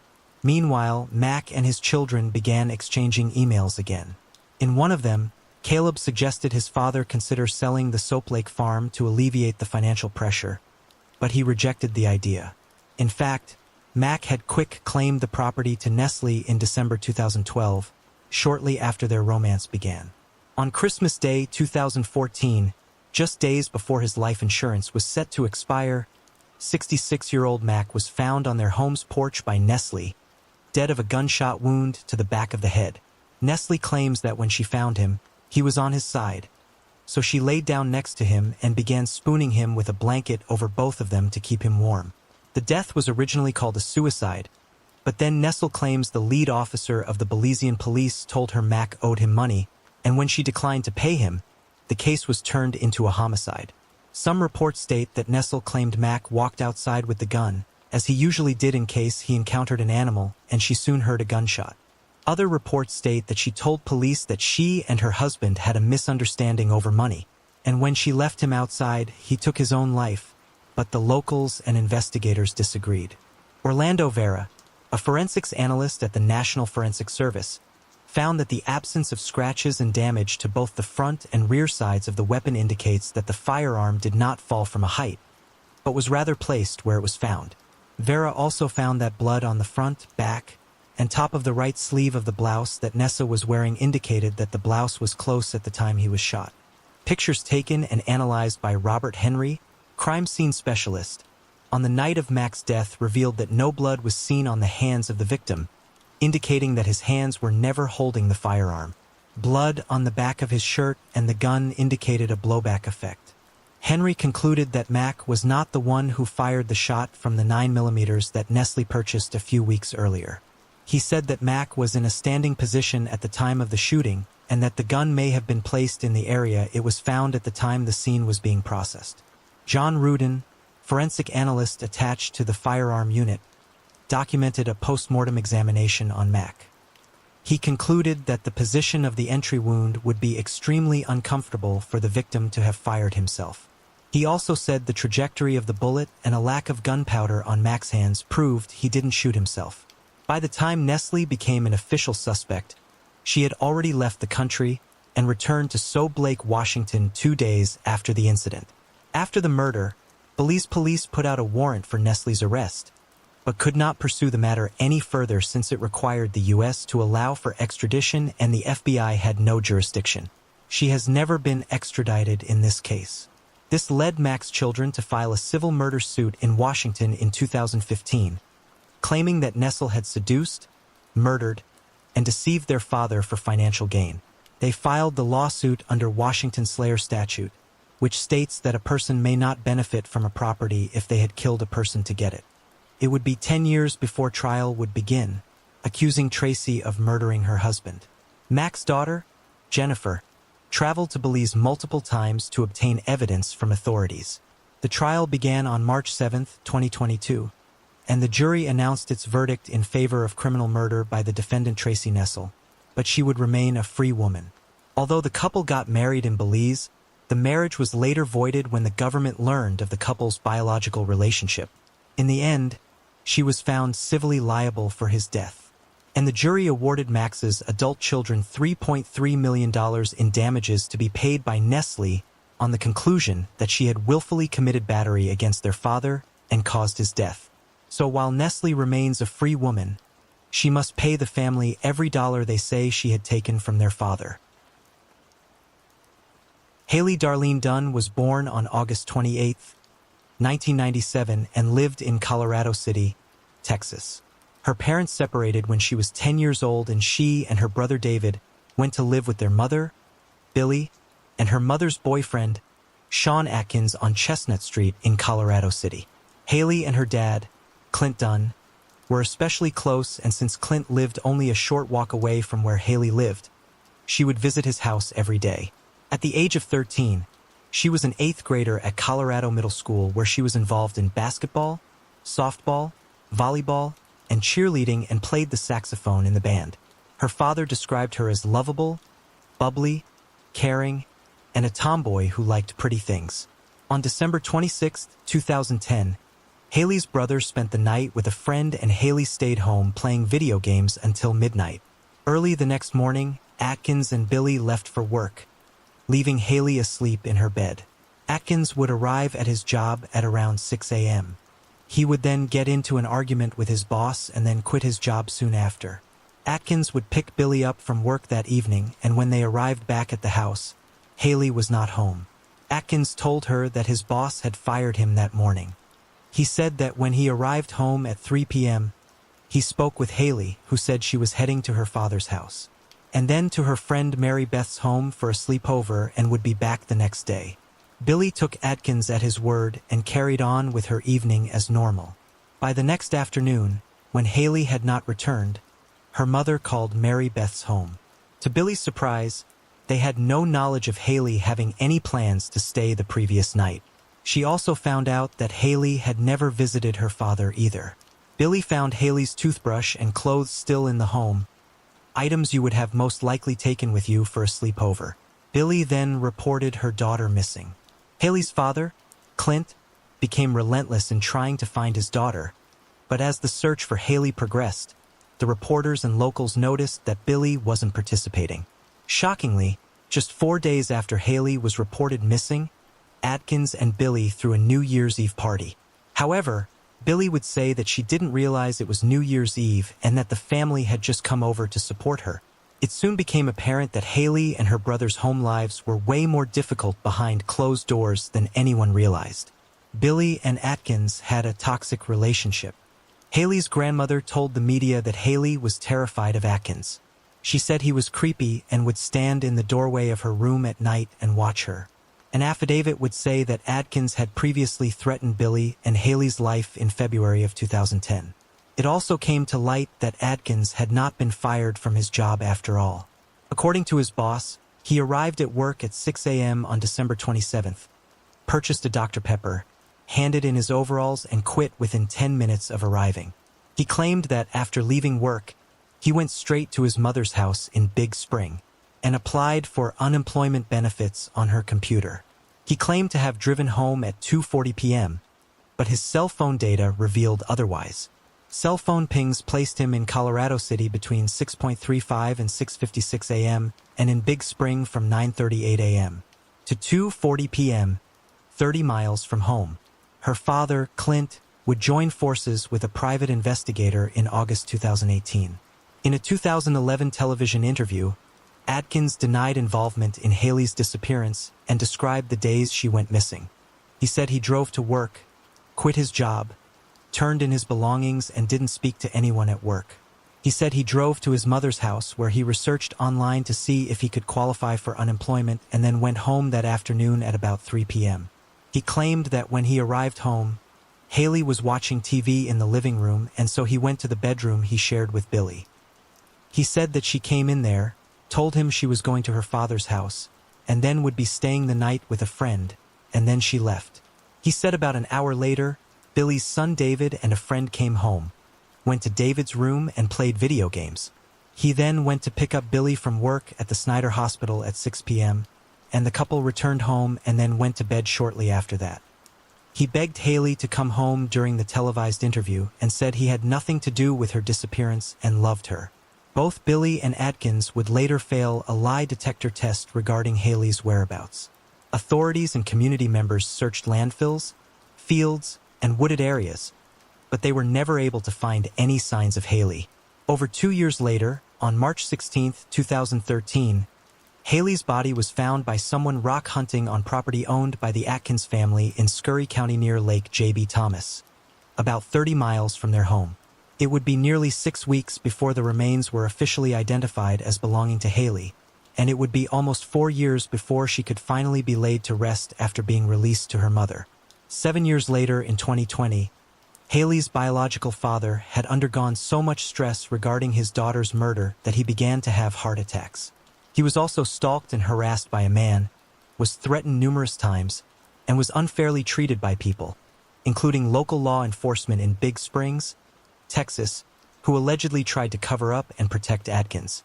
At some point, the FBI took over the case from the local police.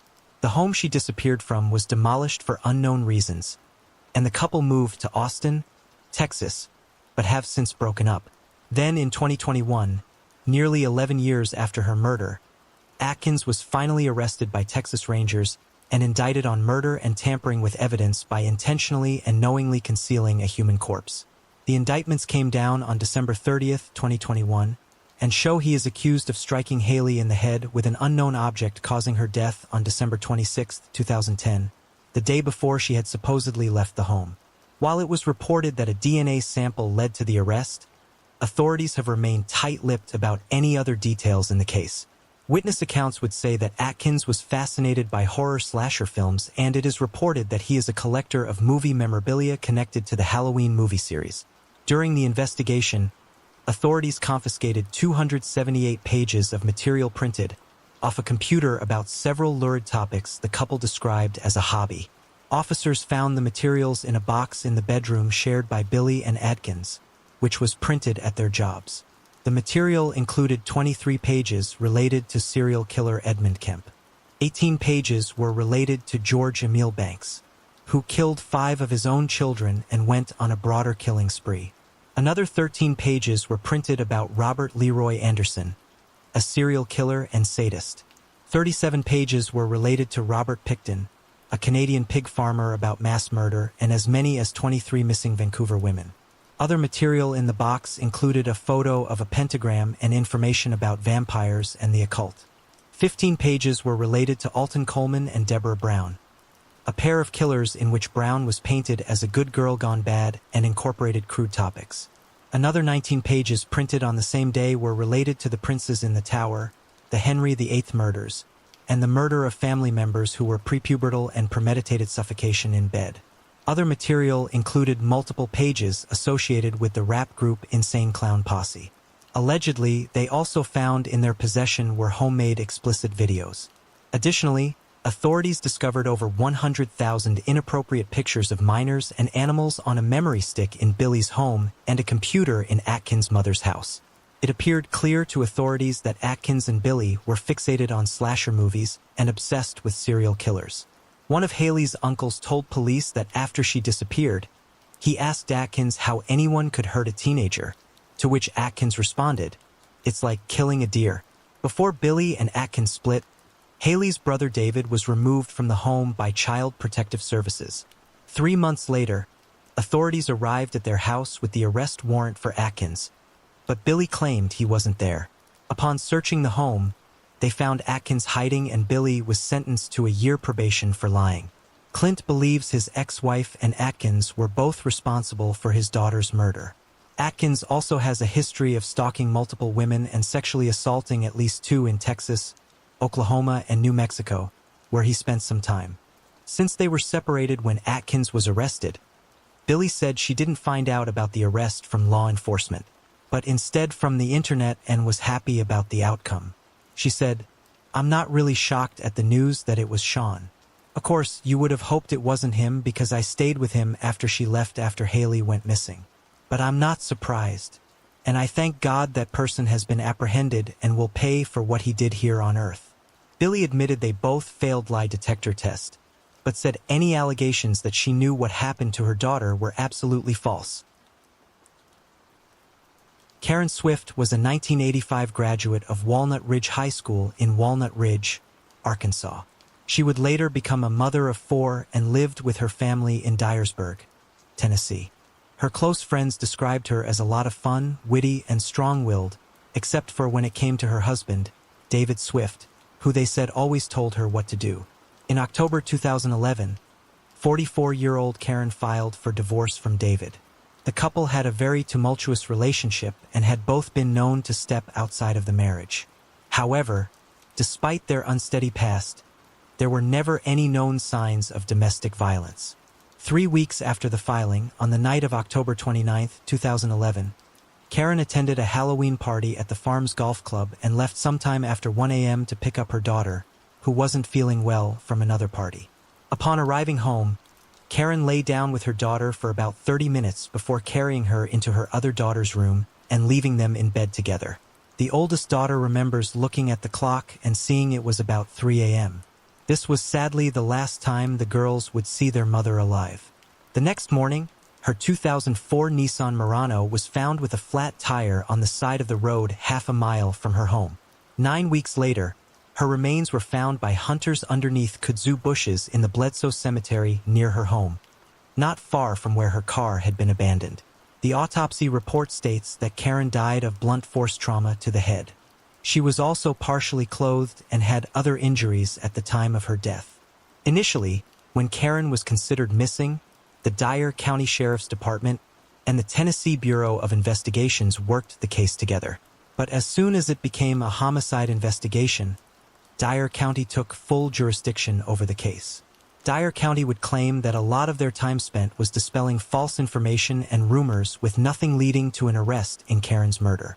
But witnesses who came forward with information have indicated that they attempted to give statements to the Sheriff's Department only for their eyewitness accounts to be downplayed or dismissed as false.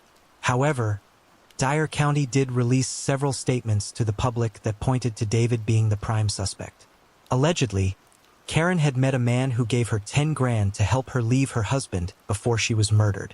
At one point, some people were saying that Karen paid a high price for her extramarital affairs, and the detectives on the case seemed to want to turn a blind eye because some of the men were prominent figures in the community. Ultimately, 11 years after her murder, her husband, David Swift, was indicted of premeditated first-degree murder in the death of Karen. By that time, Swift had moved to Alabama and remarried and was extradited back to Dyer County. However, as you'll know, small towns talk and rumors spiral out of control. And in the end, her divorce filings would be what led to her murder. Dr. Lee Big Twee was born in France and worked at the Hospital of Lions before receiving a job at the National Institutes of Health in Maryland. After relocating to the States, she would change jobs and began working at the Children's Hospital in Washington, D.C. At the age of 42, Dr. T was a molecular research biologist living alone in a one-story home in the 1600 block of Martha Terrace in Rockford, Maryland. One of her projects at the medical center involved pediatric pulmonary medicine. Lee was well-liked and described as a wonderful, enthusiastic person. She was also a cello player who performed with the Montgomery College Symphony Orchestra. She was always deeply immersed in her work and was said to never take time off. In early October 1994, Lee exited the Twinbrook metro station and started her walk home. She sadly never made it because someone dragged her into a yard near her home and brutally attacked her. She was beaten and strangled to death. She had also been indecently assaulted and was not discovered for a few days because her body naturally sunk into some English ivy, making it very hard to see her. A leather satchel was found next to her body, ruling out robbery as a possible motive. DNA recovered from the crime scene would later lead detectives to her killer. In 2017, that DNA was sent in for DNA phenotyping, and it was determined that the suspect was white, likely with blue eyes and no freckles, and had a distinctive shape to his head. In 2018, images were released of how the man would have roughly appeared at ages 25 and 45. That DNA also linked to another case dating back to 1989, 5 years before Lee was killed, and involved a woman who was indecently assaulted after she, too, exited the Twinbrook station and headed home. On June 25, 1989, at about 10:15 p.m., a 52-year-old woman was walking on Lewis Avenue when a man approached her from behind, dragged her into a yard, and assaulted her. 5 years later, on September 19, 1994, at about 10:20 p.m., a 25-year-old woman was walking on Twinbrook Parkway when a man approached her from behind, armed with a knife. He dragged her to the side of her residence and tried to assault her. She resisted, fled, and contacted the police. Investigators didn't have any DNA from this crime, but it still had the common denominator: a victim who had just left the station walking and attacked near her home. Parabon Nanolabs cross-referenced the DNA with DNA samples housed on the genealogy website GeneMatch. Finally, in 2019, using genetic genealogy research, her killer was identified as Kenneth Earl Day. But Day died in 2017 at the age of 52 in Upshur County, West Virginia. Multiple mugshots were released of Day, showing he had a criminal history, but the nature of those crimes is unknown. He moved from Montgomery County around 1997, according to police, and worked as a carpenter in various areas of Maryland and West Virginia. Officials say Day could be a suspect in other unsolved cases in Montgomery County and believe he has likely attacked more women. Here are the prior known addresses for Kenneth Earl Day in Maryland, Virginia, and West Virginia with approximate dates. If a man attacked you in these areas from 1989 to the late 2000s, pause the screen and take a look. On August 11, 1994, 59-year-old Francisco Santilli arrived at the home he shared with his girlfriend, 28-year-old Concepcion Villa, who went by Connie, and their 3-year-old son Dante Santilli. The home was located on Garden Gateway in El Paso, Texas. As Francisco entered the home, he was surprised to find an intruder in the hallway. The intruder immediately stabbed him and then fled the scene, taking with him some clothes, jewelry, and the family's 1994 Dodge Colt, which he had found in the garage. Francisco made his way to the bedroom where he would find Connie's body. The intruder had broken into their home sometime after midnight and had stabbed Connie and their son, Dante. Sadly, all 3 victims would succumb to their injuries. Shortly after the killings, the family's car was found in El Paso, more than a dozen miles away from home. Investigators recovered evidence from the crime scene, but with limited technology, they couldn't develop any workable leads. Finally, in 2015, with advancements in technology, investigators were able to reopen the case and identify Arturo Ortega Garcia as a suspect. A warrant was then issued for his arrest, but it would take 5 years to capture him. In 2020, over 26 years after the triple homicide, U.S. Marshals and the Solitary Star outlaw team located and arrested 69-year-old Garcia in Mexico City. He was then extradited to the U.S. for arraignment and given a $5 million bond. Investigators have not disclosed the advancements that led to the suspect's identification, which I assume was genetic genealogy. They also haven't given a possible motive for the killings and what ties, if any, Garcia had to the family. Kim Everett Kirk was born January 12, 1970, and was one of 3 daughters. She met David Neal Cox through a friend at work around the year 2000, and initially he was a nice guy.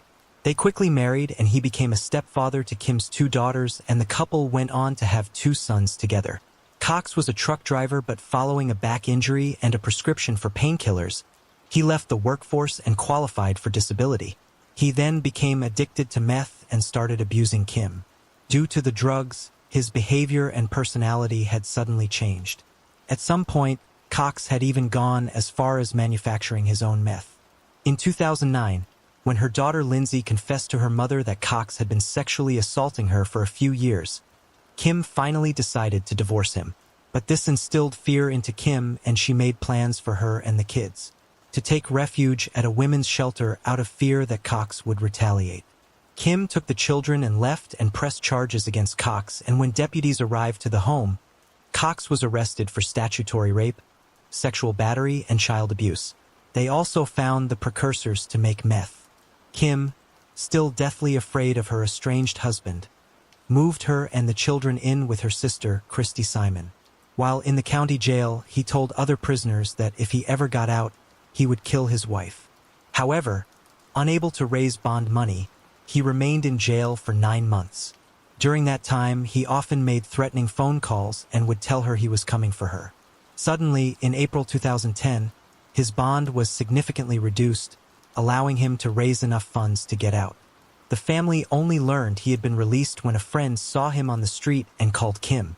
She then went to the Chancery Court and got protective orders against him in Lee, Pontotoc, and Union counties. Now that he was out, He would sometimes drive by her home and point his finger at her and simulate a gun. Then about 7 p.m. on May 14, 2010, tragedy would strike. 12-year-old Lindsay was sitting on the couch while her mom's sister, Christy, was cooking dinner and one of her brothers was playing basketball outside. Her mother, Kim, was in the back of the house preparing a bath for her youngest son. That's when Cox shot through the screen door of the home in Sherman, Mississippi, before barging inside and ordering Lindsay not to move. He then chased her aunt out of the house. He then found Kim and shot her twice. Her youngest son would frantically run to a closet. Meanwhile, Aunt Christy called Kim's parents and told them what was happening. Cox called her parents and told them it was all their fault he was arrested and he had planned to kill all of them. Kim's father and stepmother, Benny and Melody Kirk, then had to serve as negotiators on the phone with Cox. They could hear Cox taunting Kim as she was dying and belittling her and said he wanted to sit there and watch her suffer. Kim was able to talk on the phone briefly to her father while she lay on the floor bleeding to death and said, "Daddy, I'm dying." She was still hanging on to life at midnight. He had barricaded the four of them inside the home and physically and mentally tortured the family and told law enforcement he planned to kill the children and then himself. When he stopped talking to law enforcement at 3:23 a.m., officers stormed the house and arrested him. Kim was sadly already deceased during those nearly 9 hours of holding the children hostage. Cox sexually assaulted his stepdaughter, Lindsay, 3 times in front of her dying mother, even as police surrounded the home. 2 years later, he pleaded guilty to capital murder, kidnapping, and several other felonies related to the standoff and was sentenced to death. He then began years of appealing his conviction and sentence. He then made plans to waive his appeals and proceed with the execution, which infuriated Lindsay as she wanted him to sit in prison and reflect on what he did to her and her family. Lindsay has allowed her name to be made public to tell her story. On November 17, 2021, 50-year-old Cox died by lethal injection at the Mississippi State Penitentiary, and Lindsay, now 23, was there to witness it. He became the first Mississippi inmate to be put to death in 9 years. In the days prior to his scheduled execution, Cox made a shocking confession. He said that he had been the one that killed his sister-in-law, Felicia Cox, who was married to his brother. On November 19th, 2 days after his execution, his attorneys hand-delivered a letter in which Cox confessed to the murder and gave details of where her body is located. Felicia had been missing since July 2, 2007, after making a visit to Kim and David Cox's home. Her remains were found where he said they'd be in Pontotoc County on his family's former property. He had been a person of interest in Felicia's disappearance, but authorities had no evidence at the time. Kim's father and stepmother raised Lindsay and her 2 younger brothers after Kim's death, and one of his sons still has fear that he will come after them, even knowing that he is no longer breathing the air that he didn't deserve. Anna Mariah Wilson was born on May 18, 1996 in Littleton, New Hampshire, to Eric and Karen Wilson. She grew up in Kirby, Vermont, and went by Mo and was a gifted multi-sport athlete. She was the captain of her high school soccer team and was a nationally ranked junior skier, placing 3rd in the 2013 U.S. Junior National Championship downhill event. After college, she transitioned from skiing to biking, and at the age of 25, she was a professional bike racer and worked as a demand planner for Specialized. She enjoyed cooking, riding, and traveling, especially to Italy. She recently excelled at gravel racing, a relatively new category of cycling that some consider a hybrid of road cycling and mountain biking. On May 10, 2022, a profile in Bello News referred to her as the winningest woman in the American off-road scene. The next day, May 11, 2022, was preparing to compete in the 157-mile gravel low-coast bike race in Texas. She was staying with a friend in Austin, Texas, while preparing for the upcoming race in Hico. She told her friend she was going for an afternoon swim, but she didn't go along. Cyclist Colin Strickland joined her and the two would have dinner together afterwards. Colin would then drop Mo back at her friend's house. That's where the story takes a horrible turn. Colin's girlfriend, 35-year-old Caitlin Marie Armstrong, was apparently jealous of Mo and Colin's relationship. Armstrong had even confronted Mo before and told her to stay away from Colin. After Colin dropped Mo off, Armstrong would allegedly shoot Mo to death inside of her friend's home. Armstrong had been suspicious of Colin cheating on her with Mo for several months. However, Colin told police that he and Mo were only briefly romantically involved in the fall of 2021, but only while he and Armstrong were temporarily broken up. He said after that, Mo and him remained friends and their relationship became completely platonic and professional. Her loved one said, had no reason to believe that she was romantically involved with anyone when she was killed. 6 days after the murder, police issued a homicide warrant for Armstrong. Following Mo's killing, police located 2 handguns in the home Colin shared with Armstrong, which matched the spent shell casing found at the murder scene. Armstrong's car was also seen on surveillance camera near the crime scene prior to the shooting. Somehow, Armstrong was able to obtain a fraudulent passport and would use this to flee the country. She would fly from Texas to New York and then fly from the New York International Airport to Costa Rica. She was on the run for 43 days until she was found and arrested on June 29, 2022 at a hostel on Santa Teresa Beach in Costa Rica. Investigators discovered that before she fled Austin, Texas, she sold her Jeep Grand Cherokee to a CarMax dealership. Also, while Armstrong was on the run, she cut her hair and dyed it dark brown and wore a bandage on her nose, claiming she had a surfboarding accident.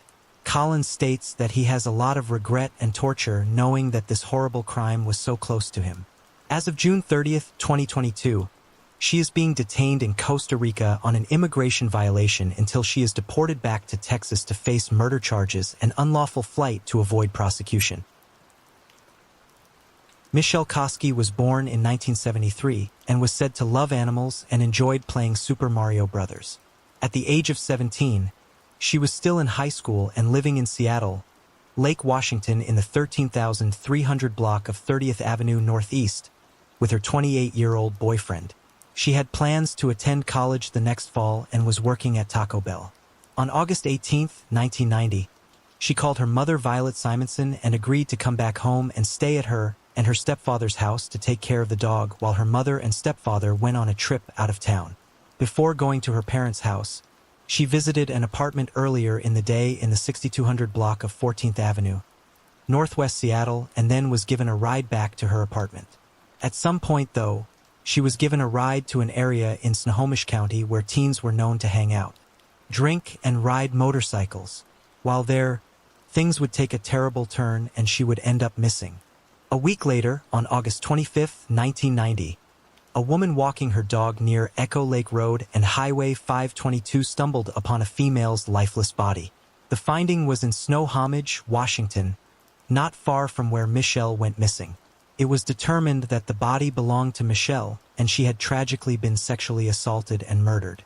Investigators said that whoever committed the crime used pieces of concrete from a nearby pile to finish her off. Her live-in boyfriend was initially a person of interest but would ultimately be ruled out as a suspect. Around the time Michelle's body was found, the Green River Killer had been terrorizing the Seattle area for about a decade, and Seattle investigators considered a serial killer to be a possibility. But sadly, with no concrete evidence pointing at anyone, the case would go cold for the next 3 decades. In 2005, a cold case team reopened her case, and over the next 10 years, they would comb through several possible suspects, but they were all ruled out by DNA comparison. In 2012, the detective on the case stated that what likely happened was the person probably intended to have sex with her, but she didn't want to, and when she tried to flee, he ran her down and strangled her. In 2021, Parabon Nanolabs would take the DNA sample, but their process would be extended because they had to deconvolute the DNA sample because it contained the DNA from both the suspect and victim, which makes it a tedious and challenging process. Then, genetic genealogist Deb Stone spent about 9 more months building a family tree and entering her findings into public genealogy websites, including Family Tree DNA and GeneMatch.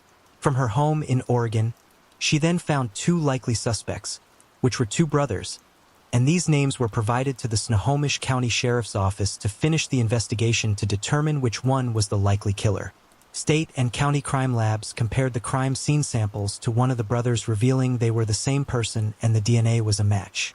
32 years after her murder, On June 30th, 2022, the sheriff's office announced they had identified the killer as Robert Anthony Brooks. Authorities say Brooks was 23 at the time and had been released from prison 4 months before the murder and was living with a relative only a few blocks from Michelle. Authorities did not say for what he was previously convicted of, but it was reportedly a juvenile conviction. During his life, he was never on detectives' radar in her case, and it's unclear how and when she crossed paths with Brooks. But this waste of space wouldn't face justice for Michelle's senseless murder because he died of natural causes at the age of 48 in King County, Washington in 2016. Michelle's mother told TV news crews she was grateful there would be no trial and said other families waiting for answers should take this case to heart and wait for the technology as it's getting better every day, and pretty soon none of those bad guys will be able to hide. In August 2019, employees of McKnight Tire in Columbia, Missouri found a small backpack hidden inside of a tire along the tree line at the edge of the store's parking lot. Upon checking it, they made a gruesome discovery. In the backpack was the decomposing remains of a full-term female infant, which was mostly bones. Due to the state of decomposition, the initial autopsy was unable to determine the cause of death or how long the child may have been there. The Columbia Police Department investigated many leads over the next few years, but were unable to determine what happened to the infant and who her parents were. In September of 2020, Columbia Police Department partnered with Othram to use advanced DNA testing to develop new leads that might help identify the infant. A DNA Solves crowdfund was established to cover the cost of testing for the case. Othram was able to build a comprehensive genealogical profile for the infant. Meanwhile, on June 14, 2022, a letter that had been found years earlier in a wallet hidden behind a drawer at a local Super 8 hotel was released to authorities. When it was first discovered in 2019, the hotel employee didn't know the significance of the disturbing letter. It was then placed in a drawer in Lost and Found, where it remained until news of the discovery of the remains hit the news. It appeared to have been written by the mother of the infant and was intended for the police department. By calling the police and alerting them to the letter, the hotel employee really helped the case despite holding on to it for years. A genetic genealogist built a family tree based on the DNA and was able to give law enforcement a possible identification of the baby and her parents. On June 28, 2022, the Columbia Police Department announced that the baby had been identified as Simone J. Daniels. She was 4 to 5 months old when she died at the nearby hotel, and her remains had been inside the tire since 2017. Her parents were arrested the same day as the press conference released the baby's identity. The letter left at the hotel was the key to solving the mystery. 30-year-old Stefan Fountain of St. Joseph was charged with first-degree murder and abandonment of a corpse, and 28-year-old Lavisha Daniels of St. Louis was charged with abandonment of a corpse and first-degree endangering the welfare of a child. The letter allegedly written by Daniels states that she had completed her shift at People Ready, where she had been working on construction projects. She claims that after coming home, Fountain fed the baby before going to bed, and when Daniels woke up, she discovered her daughter in an odd posture with a towel around her neck and blood in her mouth. She claimed they both attempted CPR before she panicked and ran away while Fountain placed the baby in a backpack and left it at McKnight Tire. According to records, state identity cards were also discovered within the wallet that was left at the hotel. As a last note, Simone wasn't their only child. They actually have several other children together. On December 8, 1993, Valerie Brock found the lifeless body of a baby boy in her backyard in a rural area of Hugo, Oklahoma, and called authorities. The medical examiner would determine that the baby was born alive and then murdered. Now a homicide case, Choctaw County Sheriff's Office brought in OSBI agents to help. Agents conducted numerous interviews in the aftermath of the baby's death, including interviewing 25-year-old Myonia Michelle Allen, who was working for Brock and dating Brock's son. Despite the investigation, no suspects in the homicide were identified. The case went cold, but investigators retained samples of the boy's DNA for future use, and he became known as Baby Boy Hugo. Baby Boy Hugo's case captured the hearts of many in rural Oklahoma, with locals raising money to give him a proper burial. He was buried in January 1994 in Babyland, a section of Mount Olivet Cemetery reserved for infants who'd passed away. Fast forward to October 2020 when an OSBI agent teamed up with the Cold Case Unit and criminologist at the OSBI Forensic Science Center. They submitted DNA evidence to Parbon Nanolabs for testing, and by April 2021, they had results. Upon reviewing the results, the OSBI team pursued their leads right back to Myonia Michelle Allen. On June 15, 2022, an OSBI agent met with Allen at the Durant Police Department, and she agreed to submit DNA samples to determine if she was Baby Doe's biological mother. However, they wouldn't need the DNA results because about 20 minutes into the interview, she admitted the baby was hers and admitted to killing him after he was born and burying him in the backyard. At the time of Baby Doe's death, Allen worked at a daycare center and Valerie Brock was her boss, the woman that discovered the baby in her backyard and mother of Allen's boyfriend at the time. She allegedly said that she did not tell anyone about her pregnancy, the delivery, or the baby's alleged murder.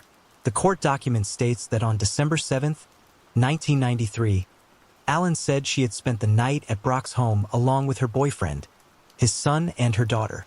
During the early morning hours of December 8th, she had a physical altercation which caused her to go into labor unexpectedly at Brock's home and gave birth in a barn on the property. She said she carried the newborn to the house after his birth and laid him on a couch inside. She retrieved a weapon from the house and carried him behind the well house. Later that morning, Brock noticed what she thought was a doll in her backyard, but when she walked outside to retrieve the toy, she realized it was a newborn baby. Investigators had originally learned that Allen had spent the night at Brock's home, so they interviewed her on December 17th, 9 days after the homicide. She told detectives she had never seen a pregnant woman at the house. She initially claimed the baby had been stillborn, but a few days later in a follow-up interview, Allen was shown the baby's autopsy report, proving that this was not true. At that point, Allen allegedly confessed to ending his life with a knife. She said she had intended to have Baby Doe at the hospital and put it up for adoption after his birth. Allen was booked into the Choctaw County Detention Center and is being held without bond. And Baby Doe can now be properly laid to rest, and his killer will now be held accountable.